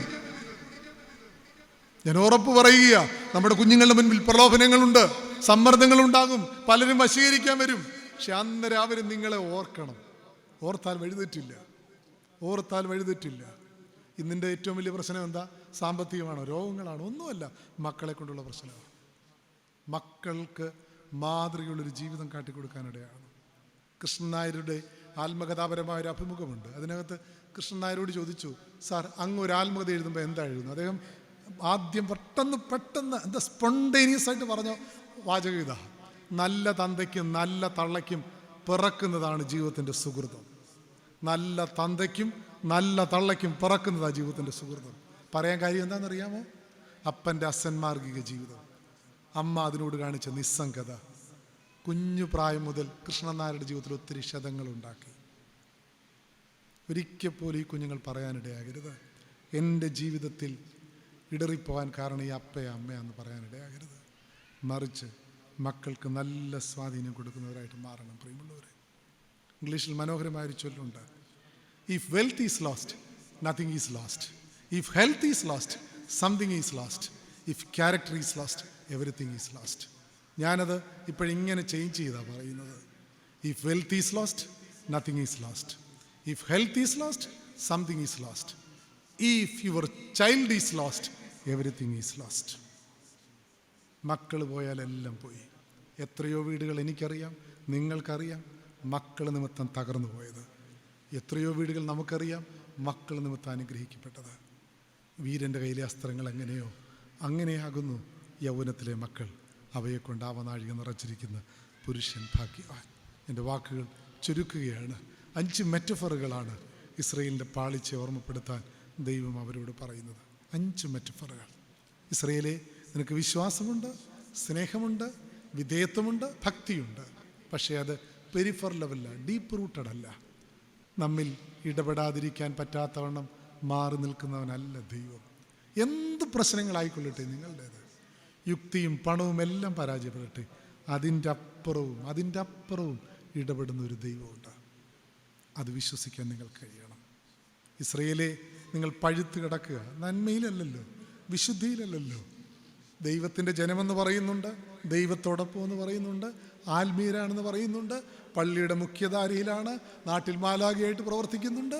പക്ഷെ നിൻ്റെ രഹസ്യ ജീവിതത്തിൽ നീ ചെയ്യുന്ന എന്താണ്? ദൈവത്തെ മറന്നുള്ള ജീവിതം.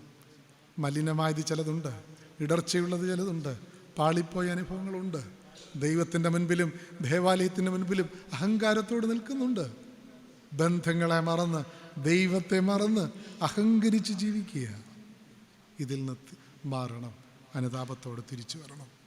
ഇസ്രയേലെ, നിൻ്റെ പാളിച്ച ഞാൻ പറയാം. നീ ഹാഫ് ബേക്കഡ് കേക്ക, വേസ്റ്റാ. ന്യായമല്ലാത്തതൊന്നും സമാധാനം തരില്ല. വിഹിതമല്ലാത്തത് കൊണ്ടൊന്നും ആർക്കും ഇന്നയോളം വളരാൻ പറ്റിയിട്ടില്ല. ദൈവത്തോടുള്ള ബന്ധം പേരിന് ലോകമാണല്ല. ലോകത്തിൻ്റെ നേട്ടങ്ങൾക്ക് വേണ്ടി ഇങ്ങനെ വെട്ടിപ്പിടിക്കാൻ പോവുക. ജീവിതം ഒന്നേ ഉള്ളൂ, അത് യൂസ്ഫുള്ളാകണം, മീനിങ് ഫുള്ളാകണം. നൊമ്പരപ്പെടുന്നവനെ ചേർത്ത് പിടിക്കുവാനും വിഷമിക്കുന്നവന് കരുതലാകാനും തക്കവണ്ണം ഇടയാകണം. 4, ബുദ്ധിയില്ലാത്ത പൊട്ടപ്രാവ. ട്രാപ്പ് ഒത്തിരിയുണ്ട്, കെണികൾ ഒത്തിരിയുണ്ട്. സ്നേഹം ഭാവിച്ച് പലരും വരും, വശീകരിക്കും, പ്രലോഭിപ്പിക്കും. പക്ഷെ ഓർത്തോണം, അത് നിങ്ങളുടെ നാശത്തിൻ്റെ തുടക്കമായിരിക്കും. അതിൽ വീണാൽ പിന്നെ തിരിച്ചു കയറാൻ പറ്റില്ല. എത്രയോ സംഭവങ്ങൾ. അതുകൊണ്ട് കെണികളെ തിരിച്ചറിഞ്ഞ് ദർശനത്തോട് ജീവിക്കുക. അത് ഈ കാലഘട്ടങ്ങളിൽ യൗവനക്കാർക്കുള്ള സന്ദേശമാണ്. അതുമാത്രമല്ല, നമുക്കുമുണ്ട്. നമ്മളിൽ നിന്ന് പായുന്ന അസ്ത്രങ്ങൾ ലക്ഷ്യത്തിലെത്തണം. അവർക്ക് മാതൃകയുള്ളൊരു ജീവിതം കാട്ടിക്കൊടുക്കാൻ നമുക്ക് ഇടയാകണം. പ്രവാചകൻ ഇസ്രായേലിനോട് പറയുക, നമുക്ക് യഹോവയെങ്കിലേക്ക് മടങ്ങി വരാം, നമുക്ക് യഹോവയെങ്കിലേക്ക് മടങ്ങി വരാം. ദൈവമാതാവിൻ്റെ ഈ പെരുന്നാൾ ദൈവത്തോട് ചേർന്ന് നിൽക്കുന്നതായി തീരട്ടെ. മാതാവിൻ്റെ മധ്യസ്ഥതയിൽ കുറേ കൂടെ നന്മയോടെ, ദൈവാശ്രയത്തോടെ, വിശുദ്ധിയോടെ, ദർശനബോധ്യത്തോടെ ജീവിപ്പാൻ പരിശുദ്ധാത്മാവ് അനുഗ്രഹിക്കട്ടെ.